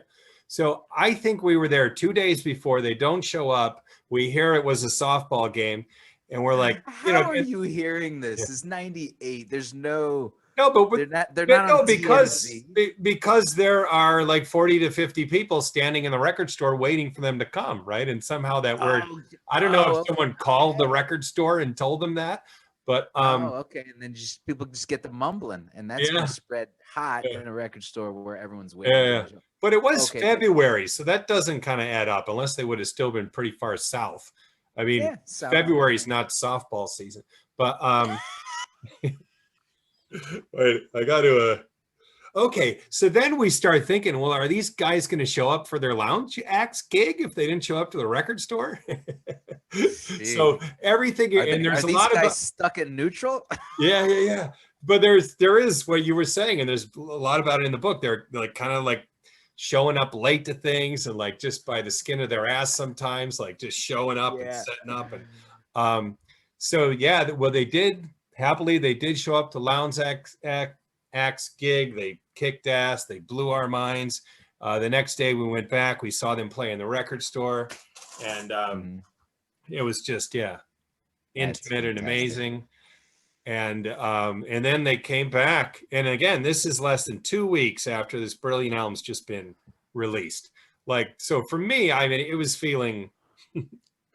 I mean, it'd be like seeing the Velvet Underground like 2 weeks after Oh my their God. first Yeah. album. I mean, it really felt like holy shit, we're exactly where we Now, want to be. what was the difference? Did you see them? Were they a little more polished the second time around?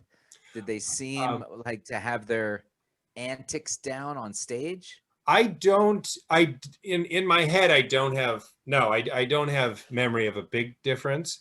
I think in Gotcha. the February one, they were opening for Superchunk. I think if people want to double check that, I think it was Superchunk. But I mean, for us, it was all about Neutral Milk, and I kind of think for everybody there, it was all about. I mean, Superchunk is pretty big, but I mean, Yeah. but I think word got out, kind of. Um, how much ass they kicked as an opening band. Yeah, they were already back there 2 months later, 2 months and later. the place was full. And I remember it being just as awesome. I just think both of them were awesome. And yeah, all the instruments flying around, and different people stepping up at different times, and we were just hanging Yeah. on everything they did. Like, okay, good.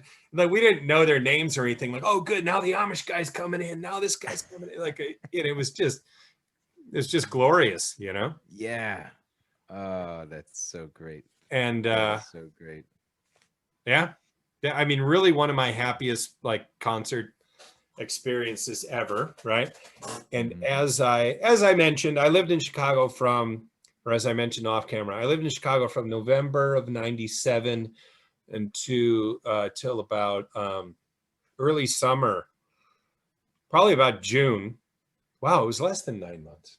I don't know. I've always said 9 months, but maybe it was 7 or 8 months. But it was by the following summer, I was already home. Mhm. So and I don't know. I mean, I love the guys I was living with, right? Wells and Jim and Chris, right? But yeah, I don't know. I was not crazy about Chicago. Thought it was a rough city. I had seen enough in about 6 or 7 months. Yeah. We were living in a rough part of town, gunshots, throughout the summer. I left, right? But one thing I do not regret being in Chicago at that time is just seeing Neutral Milk play these glorious shows. And like I said, it was as soon as I arrived in Chicago, that very first night, we're listening to On Avery Island, and it was just like, oh, these guys are amazing. And just, that the next album came out shortly afterwards. We're able to see them live 3 times. I mean, it's just, as I said, at this moment in my life, Neutral Milk Hotel was the most important thing. Yeah. So, And because you can hear the camaraderie on the album, the way the artists bring it all together, and you got to experience this band with the with the boys, and so that makes it so much more fun too. You know, and I felt a direct connection because I was hearing Gypsy tell me about seeing them live, and I think, and she's telling me I think she may have seen them live in DC also with Coogan, I think. oh, really? They played in So Cleveland too at Speak in Tongues. I don't know if she went. yeah, I think she saw that too. Hmm. And so I was getting it. I was hearing all about it. And it was great to hear about that. I mean, it was sucked to miss it. I couldn't imagine what this looked like live.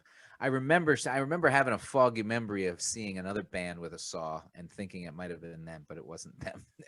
Because I would have known that it was them.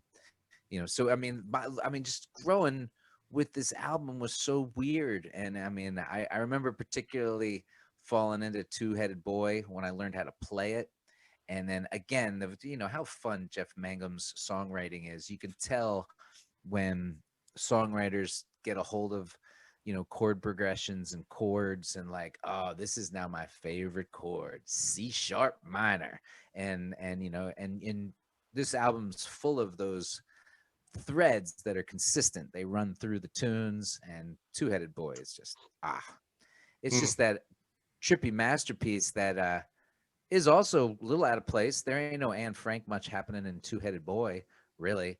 Two-Headed Boy is just a great goddamn song, and you can hear that. You could hear Two-Headed Boy maybe on Avery Island too. That's the kind of song that could be Oh, anywhere. Do you think? I don't think it's. I have I've constructed a connection between Anne Frank and the Two-Headed Boy. If Oh, good. Go with that. you Go want with to hear that. it.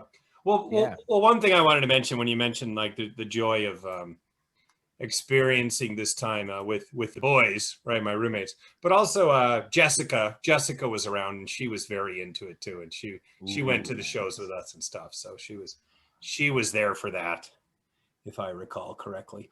Um, um, okay, when you try to think of the Anne Frank and the Two-Headed Boy, the way Mangum talks about the book is, and some of this I'm taking from that lecture I watched, but some of it's my own. But you know how he's always talking about above you, how I sank into your soul and stuff like this. My fingers through the notches of your spine. I mean, it Yeah. all sounds very sexual, but he's saying it could also be a book, the spine of a book, right? And how above you as the reader, I'm sinking into your soul. I mean, so this is what this professor I'll mention. Love it. He was saying it's related to reading, which I love. I love literature. That's great that Mangum's getting so much out of reading a book. Yeah.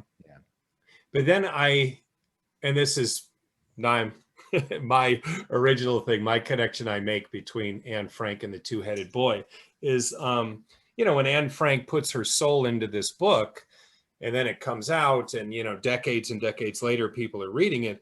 It's not that far removed from looking from a two-headed boy like in a jar. Like it's just someone's soul just kind of on this. Someone's soul is kind of saved in formaldehyde and ready for you to look at as long as you want and shake it however you want. So there's something about like maybe because they mentioned that these guys were so influenced by some old theme park in San Francisco. Do you know that place they talked about, and had all those No, old but penny arcade things and Yeah. stuff? Yeah, those themes run throughout, sure. Yeah, and even throughout Avery Island. But yeah, just like the crazy kind of freak show theme going through it. I think he might have drawn a thread Yeah. between us gawking at Anne Frank's emotions, because Oh. you know, Okay. I mean, because Well, that I we can could buy that. we could sit around and talk about how moved we are by this book, but then we put it down and get on with our lives, right? And Yeah, we're reading the girl's diary. That's the Yeah. one thing you're not supposed to do to a girl is read Yeah. her diary. yeah. Except when she's dead. Yeah. What? No, you can't. Yeah. Well, okay, I got you. I'm hearing you, literary Larry, and I would say that 100%. I love the bit about the notches on her spine, except for we already laid down in the dark and took off our clothes, and you can't read in the dark when we're naked and we can't see. Well, So but not everything's literal. Your I clothes get it. doesn't have to be literal. You could be like you're bearing your soul. He's bearing his soul while he's reading this book. You're and right. I mean, I don't care. Go ahead, Fox. No, I love it. You're absolutely right. I mean, I like those. I like those ideas. I almost dig it. I dig the idea of this constant reemergence of life and souls into other things. Yeah. And to say now he's a boy in Spain, now this, now a two-headed boy, and so I mean, I do think there's a hey, these are the people in your neighborhood kind of feel to this album. There's characters, and the two-headed boy. Oh, here he comes up again. you know, in the last song, part 2, here he comes again. Oh, he's knocking at the door. It's weird as shit, you know. But yeah, so if you're saying that it's some allusion to that aspect of the freak show that we're now uh you know, yeah, partaking in and watching her story like that from afar. Now that's triple odious. I mean, and not in that sense. That's really far out. Like a what's our boy um uh um who Jim Carrey, who did that movie about the TV show, the Truman Show kind of Oh idea. yeah. Yeah. You know, I don't know, something weird about us watching ourselves watch ourselves, you know, and like this freakishness of it. Mm. I guess I could see that going on with Two-Headed Boy as to how it cuz but again, it's painting images of Christmas and all these things, and it seems to be the same family. It's the same family theme that I see him speak of in King of Carrot Flowers. Like I Mm. recognize that family. Like Yeah. here we are, here they are, there they are again, Yeah, yeah. rolling around and sticking forks. Everything's weaving in and out of each other and collapsing in on each other, and But you also miss them. Like, oh, now we're back in the living room, yeah. and you know, because we're not always here at the house. You're often crazy ass other places. But it is tough, and I think I freak. You know, as we grow up and we share our art with our children as we get older. I was learning the song as my kids were, you know, and my boy's born in 2006, and I was playing this song a lot, and I think I think I scared him. It's a weird song, you know. Hmm. Wait, which song? Two-Headed Boy. Okay. Mm. But also, I also think that Mangum doesn't necessarily have an agenda, right? Like, I mean, like we're trying to make perfect sense out of all this. Where I think all he's doing is writing from his heart. He doesn't know why when he strums his chord and he starts to sing, he doesn't know why the words two-headed boy pops out of his mouth. But do you think? Sometimes you're right. I agree. Yeah. Sometimes, from what I heard, the way he writes is it's a little of everything. I think most of the time it just comes. Yeah. Mm, And he in fact, I couldn't fucking believe it. Yeah, he said he usually doesn't write down anything. mm, That he sings the stuff over and over again so much, Hmm. sticks in his head, and he just remembers it that way. That he wasn't writing down a lot. That's what I. um, And people were wondering how are we going to do this. mm.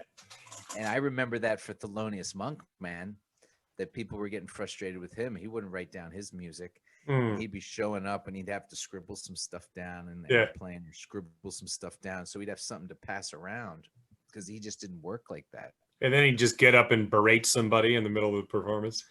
Yeah. Like just jump in and watch me. Yeah, And then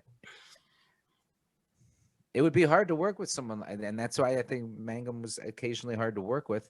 And then a wonder of how long is this going to last? When's Jeff gonna? But they all knew it. They knew it once they got somewhere. They were like, "Oh, this is so good. This is so good. This is too good. When's Jeff gonna leave?" You know, and he did. Well, because wait, what I wanted to say just before I continue on that, like, I think it's part of the reason why he's given different answers at different times about that Jesus Christ line, because he just sang it. Like there was no agenda, no reason why he was singing For it. sure. Yeah.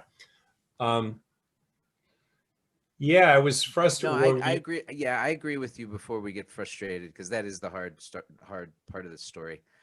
I would certainly agree with you that I don't think he has an agenda, but to tell his story I think his agenda is to be a vessel for these stories that come through to him. I mean, and he used Anne Frank the same way, you know, we all use inspiration. And so his agenda was to share his visions, I think, of what he saw in such an artistic way.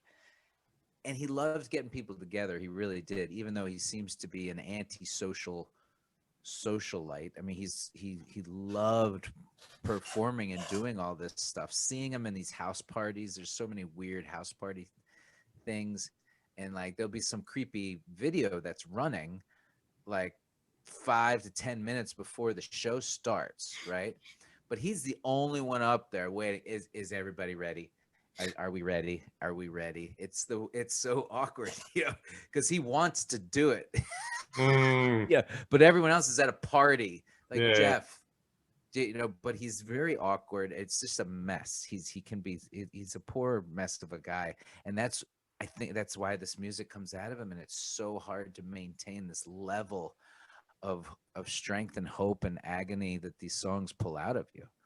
You can't sing "Oh Calmly" every night and it not affect you. Mm.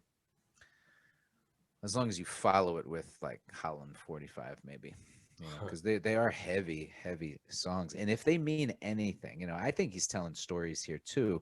But if he's being raised in such a household that he is writing about, I don't know if he's writing about Anne Frank's household or if it's some fictional hobo world that we're kind of we're highlighting, but we're not making fun of it either. It's real. People live rough Appalachian, style. He didn't grow up like that. Didn't seem like it. Pretty solid family living on the college campus, but I don't know where he's coming with that. It's just such a raw image that he's painting with that family. King of Carrot Flowers, Hmm.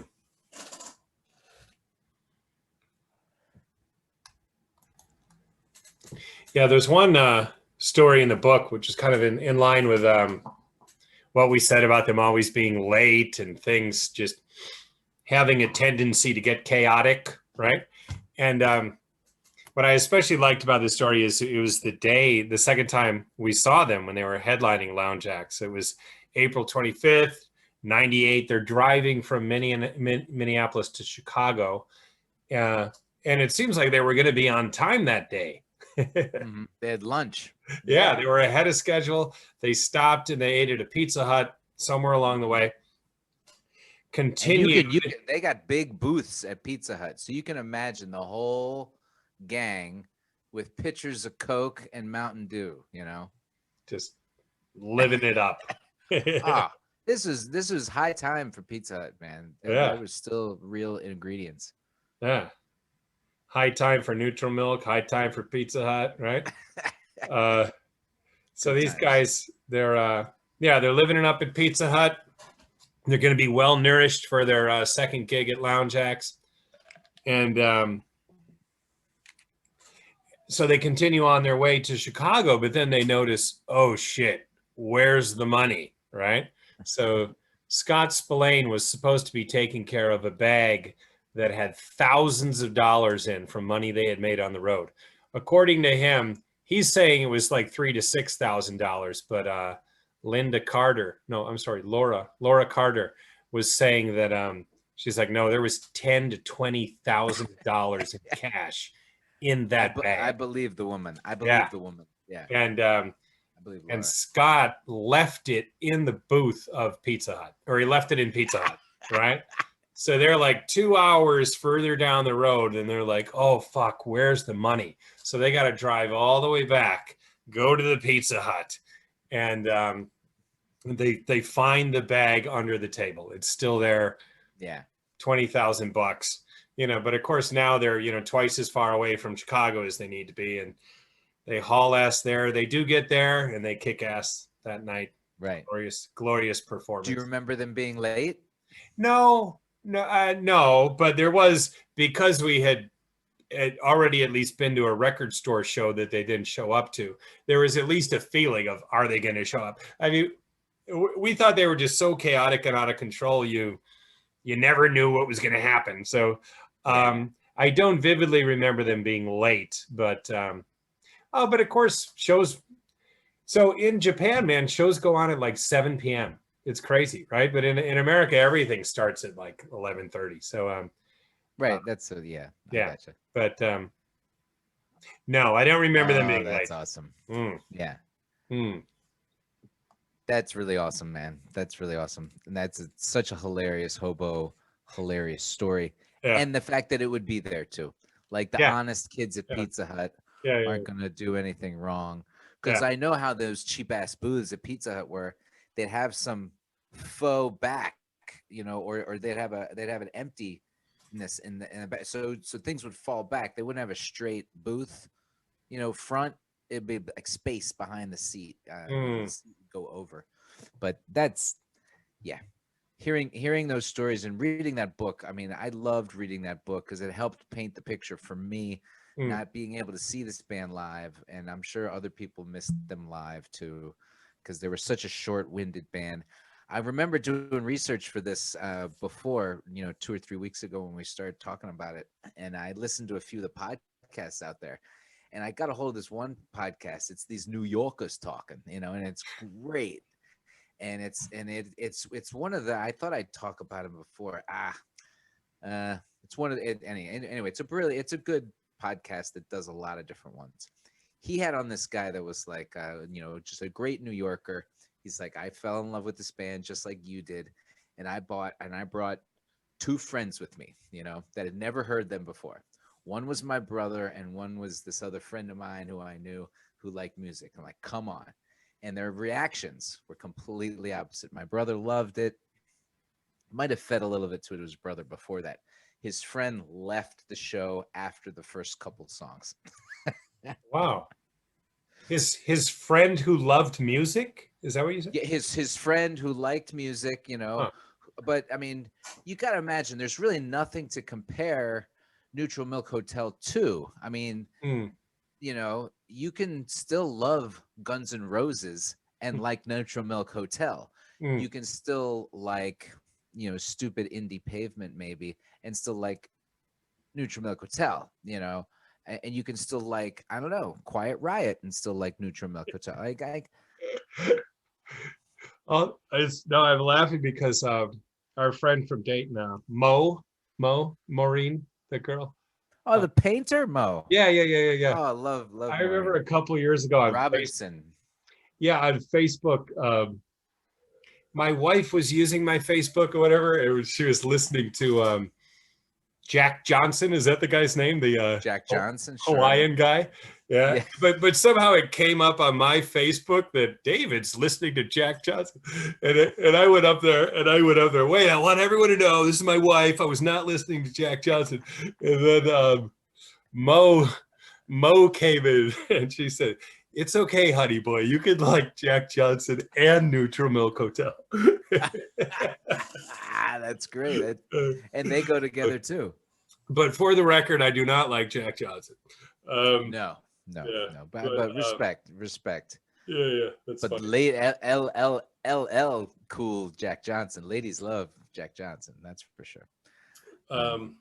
But they're a hard band. I mean, they are a different band. So it's interesting to hear people turned off by them. I still am surprised. But I guess when you say that, it did make me think that I am glad. I mean, I think I would have loved them anyways, but I am actually glad that I listened to the albums before I saw them live, Oh, okay, sure. Yeah. I mean, the other way around would have been cool too, but I mean, it would almost been overwhelming, even though it was overwhelming anyways. But I was glad that I was familiar with the material when I saw them. Yeah, and so you really went through a literal breakup with this band, because I felt kind of jaded by them coming home armed with this cassette tape.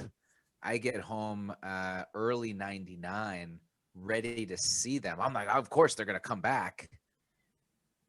Never. Yeah. They could, return. And I feel a little jaded. You, however, must have really felt you got your heart ripped out, because now you're excited to go move back to Cleveland. And you're like, of course they're going to come to Cleveland. And then how did you hear the band broke up, or was it like a fizzle? Well, I only moved back to Cleveland temporarily. I knew I was moving to Tokyo, right? Oh, true. But you know what I think? So you were consigned to never seeing them.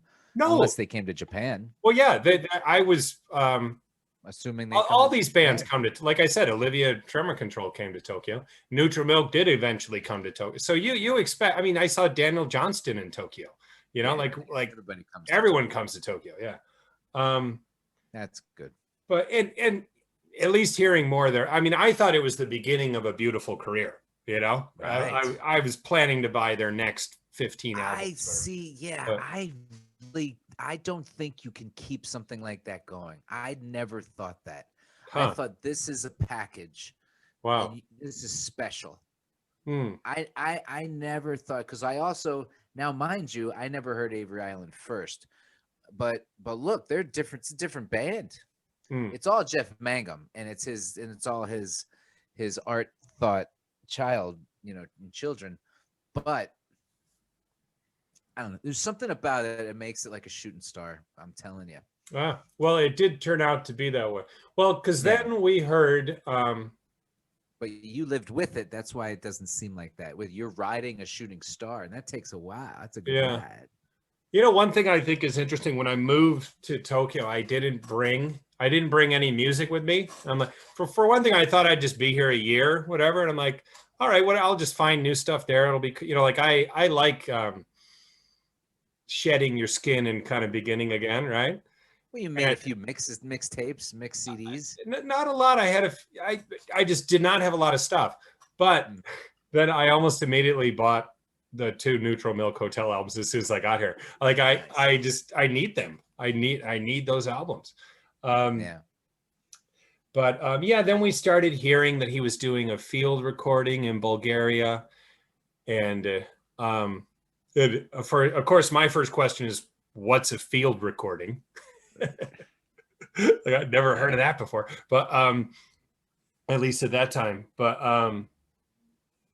and then that just that the story never changed. Like that was just Right. it, right? Um, hmm.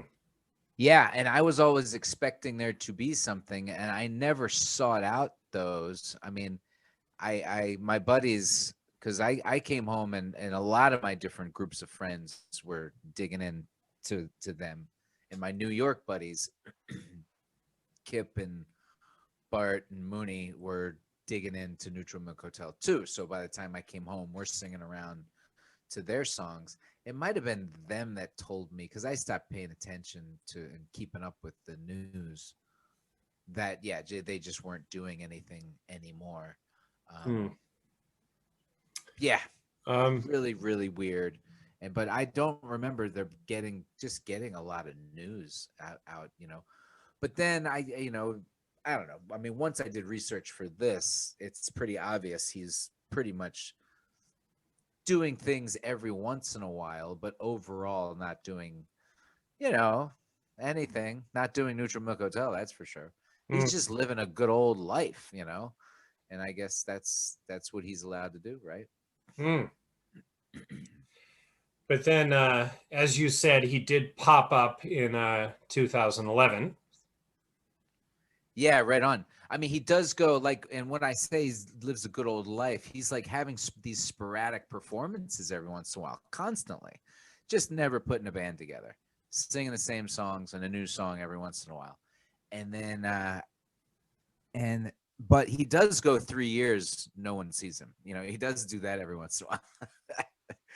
He does that from like '05 to '08, something like that. No public appearances. And so we do wonder about mental health, and I hope he's all right and stuff like that, because I think he's been through stuff. But then he started coming out again, and he started doing shows in the early 2000s, 2005, 9. And then yeah, when I saw him show up, the first time I saw him really relatively showing up, I didn't hear about him in any of these. He was showing up at shows in New York. He started living in New York again in like 2005, after 9/11 or something. And or well after, yeah, like 2005 or 6 or something. Yeah, I think that's what I'm looking at. He shows up at the Occupy Wall Street in 2011. And when I heard he showed up there, oh my God, that was really magical, because I was following that movement that was really heavy. It was really powerful. Had some friends who were part of it and did a little bit of supporting the folks here in DC. And, certainly wasn't brave enough to join them. It was great that they were doing what they were doing. But when he showed up and played, I think he played for almost like 40 minutes, like 30, 40 minutes, several songs. And I mean, I was not only happy to see him, and he looked pretty good and he sounded great.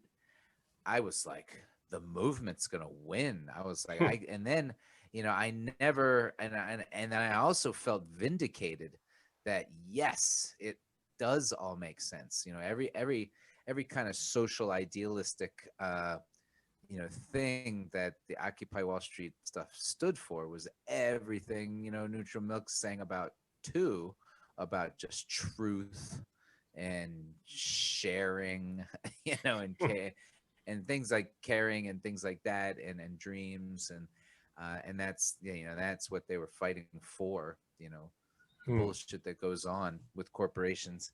And so yeah, it was really special to see that. Did we want to play a clip from that? Yeah. Concern for your fellow man, like that's what I think you're talking about. Yeah, there is a sense of that in their music. And to be inspired by each other, the camaraderie of a community that, as you mentioned, which is what threatens the the evil lords in like Oh Comely, because we're gonna see a nice clip from in the Airplane Over the Sea, which is pretty, but I do remember seeing he does a version of Oh Comely there as well, and that's so long we're not going to play that. And in fact, some people don't like Oh Comely, they can go fuck themselves. I don't know what they mean, like it's too long. Like these snobby people I listen to their podcast about this album, and they're like, well, Oh Comely could really use a shortening, and then the other guys agree. They're like, yeah, it's about 2 minutes too long. Wow, I've never thought that. I know, you just let things cook. Yeah. Like, what are you talking about? Yeah. You're gonna tell grandma when to turn off the stove? Yeah. Get the fuck out of the kitchen. Like cut out a verse. What do you mean? You tell Dickens, what do you need that chapter for? Dickens. Yeah. Shut up. It should be, everything should be tailored to our short attention spans or whatever. Yeah. Because he's singing the song "Oh Comely" to Wall Street, and when he's like, know who our enemies are, know you're. I mean, all about the evildoers, and of course that song. What the fuck's that song about? It's so incredible. Maybe it's about the Nazis. Maybe it's about everything. Like, it's just about good versus evil. It's so incredible. But the joy of hearing the crowd also sing along with him to this clip also was proof to me that, they're well alive and they have been inhaled by the culture, because I've never seen this happen spontaneously. I've never saw a clip of him singing. I don't think videotapes got around of their live performances. I don't remember.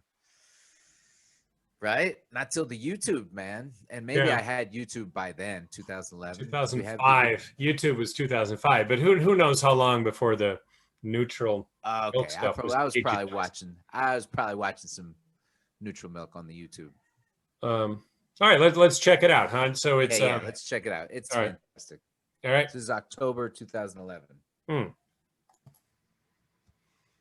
Nice. So here we are, October 2011, and this is a great clip. So there are other clips on YouTube, but this is a great one. Again, you're gonna hear the crowd singing along, and I did a quick costume change to join my brother Jeff. And he is only 2 years older than I. He's born in 1970. I noticed. For some reason, I don't know. I look like more of like a skier, and then a hobo lineman. Yeah. Although I have a dirty sweater, Jeff would like it. Look at my sweater. Well, hey Fox, we'll take a close look at that right after I play the clip. Okay. Yeah, let's check out the clip there. Absolutely. Right. Here we go. It's unbelievable. At Occupy Wall Street, 2011. We can see love to be in the arms of all I'm keeping here with me.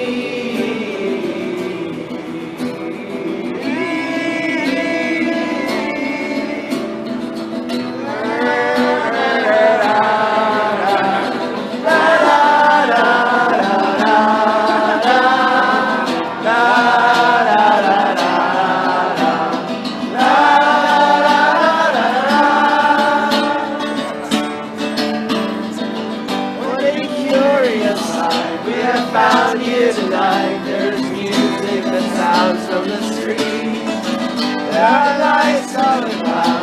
ghosts all around. Hear a voice as it's rolling and ringing through me. Soft and Wow. Nice. Um, You can almost not hear him as much for the crowd singing along. that's great. And- They even and- sing the horn parts. That's awesome. Yeah. All right. Hey, I show heard us. that he was notorious for that, and he would encourage that. When I saw him live and he was just by himself, he did that. And I'm happy to participate, especially when asked to. I may even in fact participate when not asked to. And so I'm getting elbowed by my wife to shut up, and don't sing along and all that stuff. And I'm keeping it cool, but I don't mind being the first one on the dance floor anyway. Mm. And then Jeff says, no, sing along. Mm. And I'm like, Right. ha. Bye, bye, bye. Now, did you buy that shirt in honor of Jeff Mangum, or that sweater, I should Yeah, say? I got this off of jeffmangum.com. It's no, this is from the Cosby collection. No, this is from my dirty brother-in-law. Nice. But it's my, I was thinking, what do you wear to a Neutral Milk Hotel party? And Yeah. any of my thrift clothes. I mean, I do have some great coats still. I think I have a coat I might have bought in Ohio, a tweed thing. But yeah, that just goes with that great style. But that was a really touching performance, and that kicked off the reunion, because it was that moment and I remember hearing that show meant something to Jeff. Wow.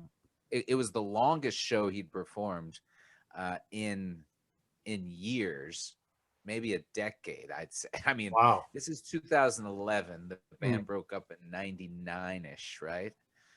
Yeah. Or he moved out, because basically the story is, they basically get settled back. They're touring relentlessly in 98. They go back, settle back down to Athens, and then they're just like, yeah, let's split up again. Just like you said, they go back to what they were doing for some reason, and Jeff is just like that. But and then they, after this show, though, they go back on tour in 2013. So this is really the beginnings of them. After this show, I really think it's something for Jeff. And then I see him at the Lincoln Theater on U Street alone, and then I see him again, I guess around the same time you did. I see him at Prospect Park with the whole band, and I gotta say, it wasn't as intimate as I wanted it to be. I remember there was a rain delay. There was like a let them play. Jeff comes out like, is lightning, and it was scary. And he's like, I'll just give it a try. Tell me if I get shocked, and stuff like the. Huh. That sounds kind of interesting. But I guess what you're saying, for your first time, you don't need all that novelty. But it's like a rain delay kind of game. It's seeing, it takes the wind out of it, because they had to stop mid-show. Yeah. Is what I'm saying, and because it was an outdoor venue. Okay. We were in the park. It was at Prospect Park. So. But when you saw him, go ahead. Yeah. So that show didn't do it for me. It was like having sex with your dream girl, and it was like that didn't do it for me. I mean, if that band means that much to me and I saw them live, I should feel some kind of way, and it didn't do it for me, only because it was like that. It wasn't in a club. It wasn't like I didn't feel them the way the album felt. Yeah, all I can do is give more credit to Robert Schneider, for making that album as cozy as a sweater to hear. I didn't need to have that. And anyway, what am I trying to do? Re-experience 1998 in 2013? No one is. But when I look back and listen to those recordings, the band sounds great. So what was it like when you saw them in 13? Oh, okay.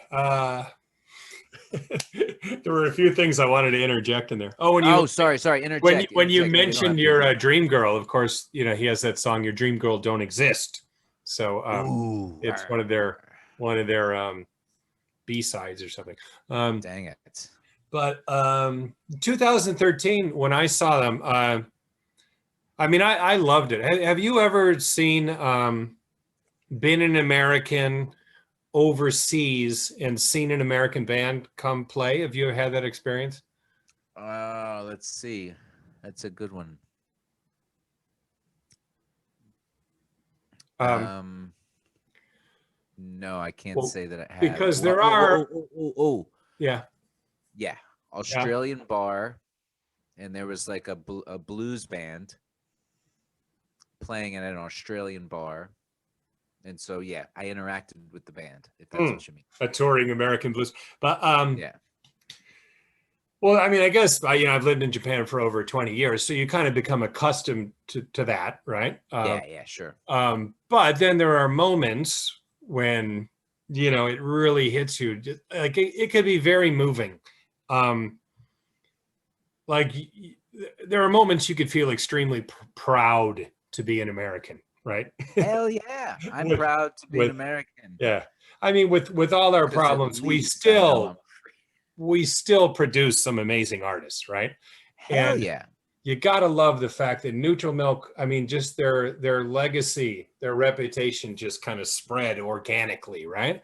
Yeah. And when they came, when they came to play Tokyo in 2013, they were like headlining this 2-day thing, or at least they were headlining this day. I don't know about Deer Hunter, but who are we kidding? Neutral Milk was the Yeah. main show, and it was just great because the audience were kind of younger Japanese. I didn't see a bunch of Japanese people my age. The Japanese fans were all kids, right? And just Wow. they had heard, They through were the singing along. grapevine. Through the grapevine, they had heard of Neutral Milk Hotel, and the place was packed, and they took the stage, and it was just wonderful. And because I always felt such a connection with those shows in Chicago, and to see just those same guys come back out on stage, and the first thing I noticed is that Spillane's beard is totally white. Like I remember it. Yeah, 20 years earlier. Yeah. And they look. I was moved. I might have had a tear in my eye just seeing those guys walk on stage. And just rock. There was pretty big place. They just rocked. It was wonderful. It was beautiful. And Mangum right off the bat, of course, all the Japanese fans, everyone's holding their phone up, like I'm going to record this. And Mangum's like, no. He's like, put those away. He's like, let's just listen to him. Let's just be here together now, and the fans all put their phones away. Like it was, I got goosebumps talking about it. It was absolutely beautiful. And they, and I knew that's what Ian Mackay tells them at the show. And Fox, I knew that almost everybody there, was seeing them for their first time, Right. So, I mean, it was awesome. They sounded great. They played all the classics, or at least enough of them that, I was just thoroughly satisfied. And it was just, it was such a great day. I met up with my friend Don, who was on the Flaming Lips episode. Hadn't seen him in years. We met up for this. We get there. We saw Sebadoh. It was wonderful. Ockerville River was wonderful. And then Neutral Milk. It was just such a great day. And felt proud. Felt proud of my boys. Yeah. Mm. That's super. I did enjoy the intimate Jeff show. Just more so because the outdoor Prospect Park, Brooklyn, not having good seats, standing, and then the rain delay.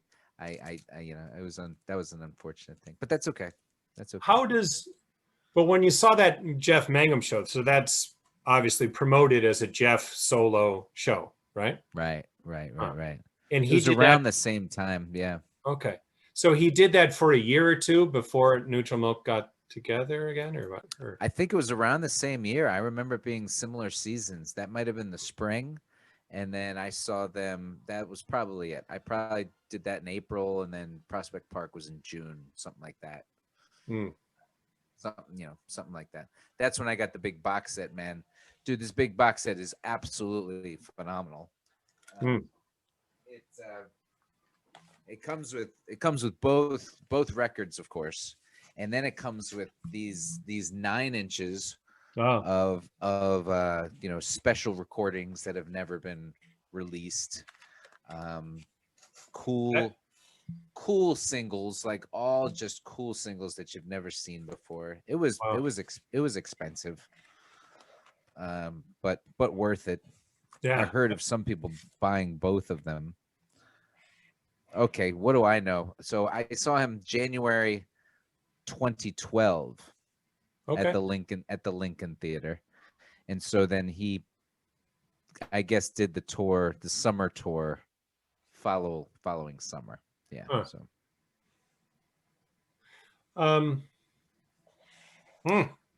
and a lot of these are live recordings that they gave us with this, and then posters. Yeah. I this is nice. I don't get to look at this stuff too often, Hmm. but I'll play the records for sure.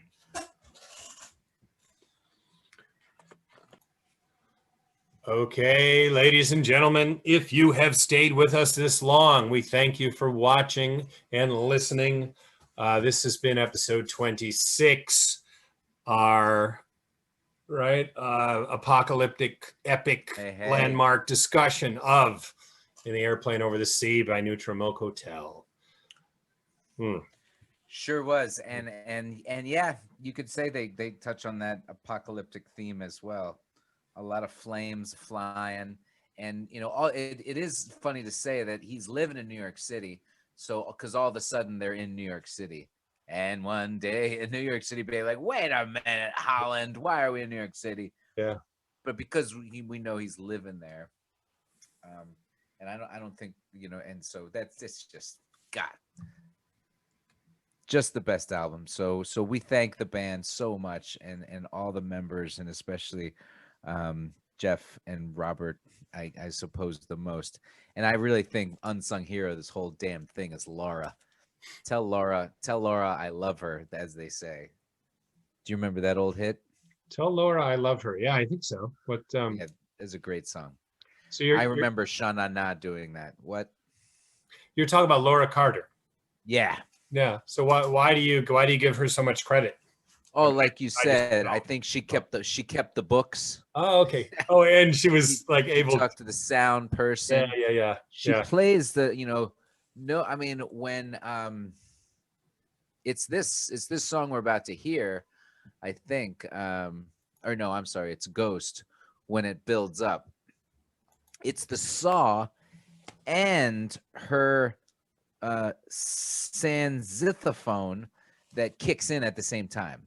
It's like, okay, there's nothing like a couple instruments. This is just a whole band. Everyone can say, like I said it myself. Jeff Mangum, seeing him personally was as good of an experience as I got from out of my Neutral Milk Hotel live life.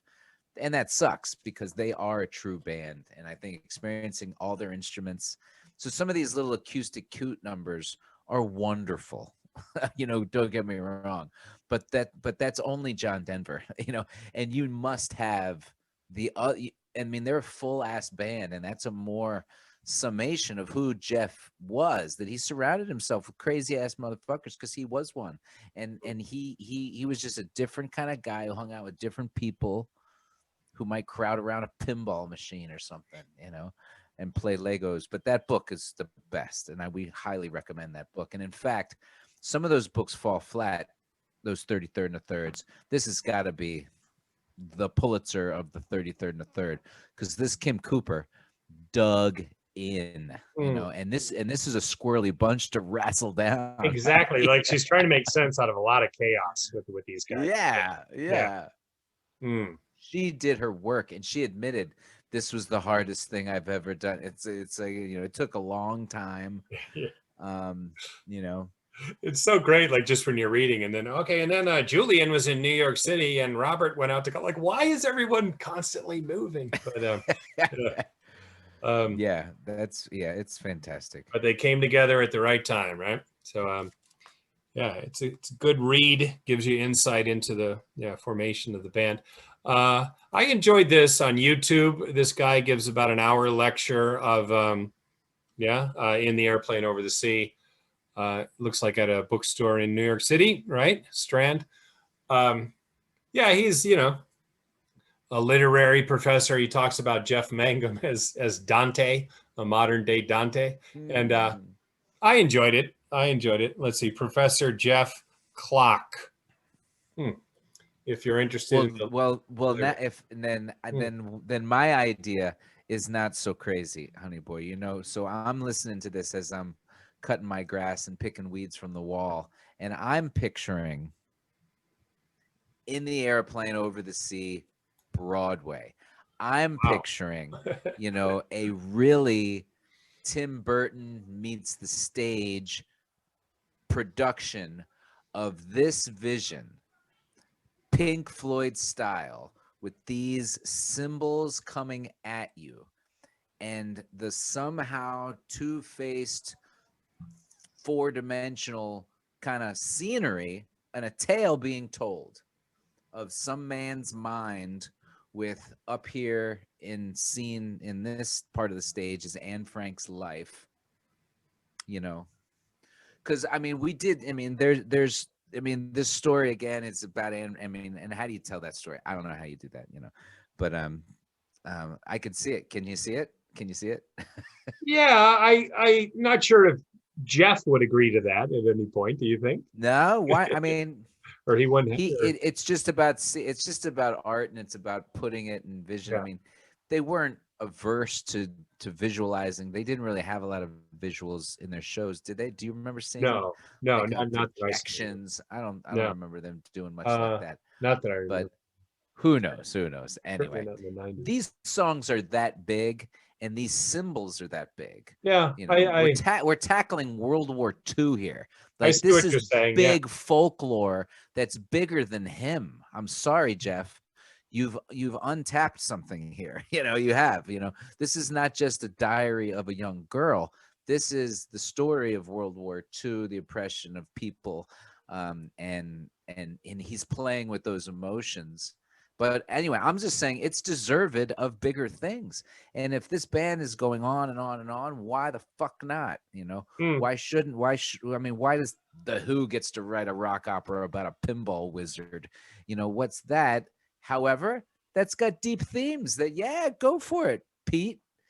So why not? And I don't mean to barbershop it and to Jersey Boys it or anything like that. I think it can be done artfully, the way Hedwig can be done. You can honor things, because these songs just make you cry. I get emotional. You spoke of emotion.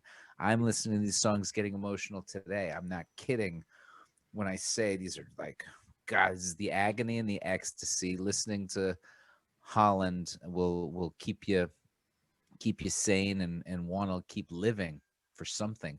But also, that song talks about the guns. That's the one song that really talks about images of war more than the others, because it is Holland 45. But I think we're going to sign off, though, with all those notes together, because this album is worth it. It's special, and it's kind of ends the 20th century in many ways, because goddamn, that was one of the worst. And he does it in such a beautiful, agonizing way, wearing great clothing like this one. I was happy to wear this one. And I wore this special shirt too. This is probably one of the oldest shirts I own. And I was like, I'm going to wear it. I stole it from an old special friend of mine on a boat trip. And then my wife sewed a message into it once. And so I've kept it all these years, and I love it. And so, because he's like that. He's like old things. Jeff Mangum, he's our age, but he's always been 50, it seems. He's got like an old soul for sure. An old soul, yeah. And he's bringing back all these old artifacts to Yeah, all the best to him. Yeah, yeah. Gotta love him. To repurpose them in some exhilarating way, right? I mean, just Yeah. mm, mm. So we're gonna boldly take this double shot challenge, and I mean we challenge our listeners to give us any two better songs off of the first off of an album, the 1-2 shot, and it's phenomenal. Mm. You know, I'll put it up against B1000. I'll put it up against. I think I was thinking of Get Back goes into doesn't Get Back go into isn't Get Back on Let It Be? What's the opening track on Abbey Road? It's not Get Back. Before you said it was Get Back going into something, but I'm Yeah, I think I'm not wrong. sure. But anyway, I think it's the best to these two tracks. Like Zeppelin 1 is pretty good. Rock and roll into something. Anyway, King of Carrot Part 1. We're gonna listen to Part 1, Part 2, and then we'll fade it away, right? Something like that. Yeah. All right. Something like that. Something like that. I'm just gonna go make some field recordings. Yeah. You going off to Bolivia, or I'm Yeah. sorry, Bulgaria? Is that Yeah, where you're heading? with that my sweater. sweater. Yeah, they'd accept you with open arms. Right. All right. Okay. Have a great time. Enjoy this and keep listening to this album. Tell your friends. All right. Much love to everyone.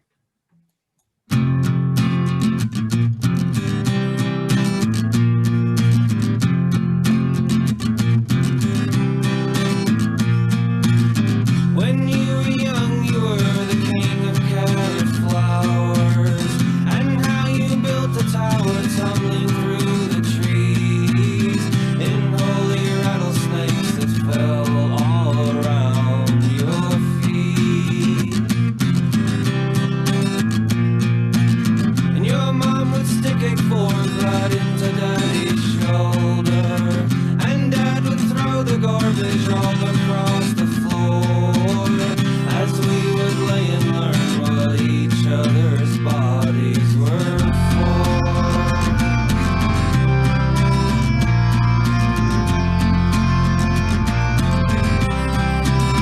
And this is the room one afternoon I knew I could love you, and from above you how I sank into your soul, into that secret place where no one dares to go. And your mom would drink until she was no longer speaking, and Dad would dream of all the different ways to die, each one a little more than he could dare to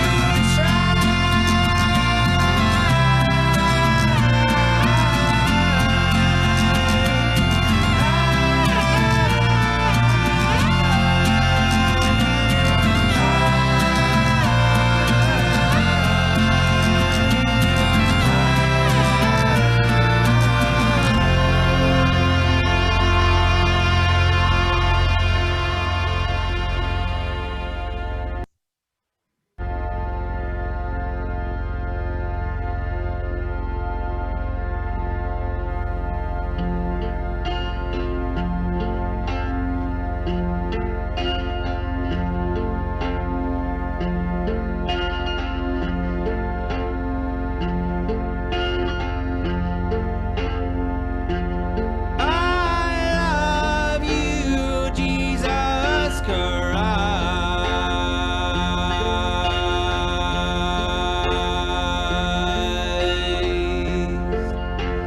Jesus Christ, I love you, yeah.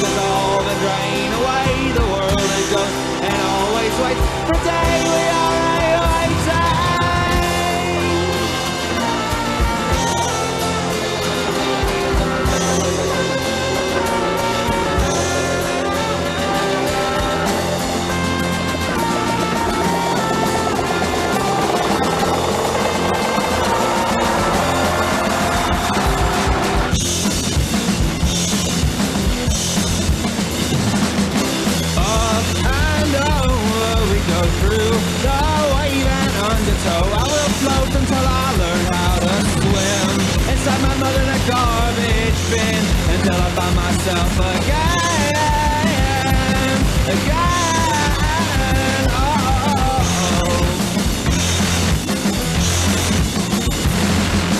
Up and over we go, with mouths open wide and spilling snow. I will spit until I learn how to speak. Through the door in the sideboard. Whew. Whoa. All right. It's a wrap. All right.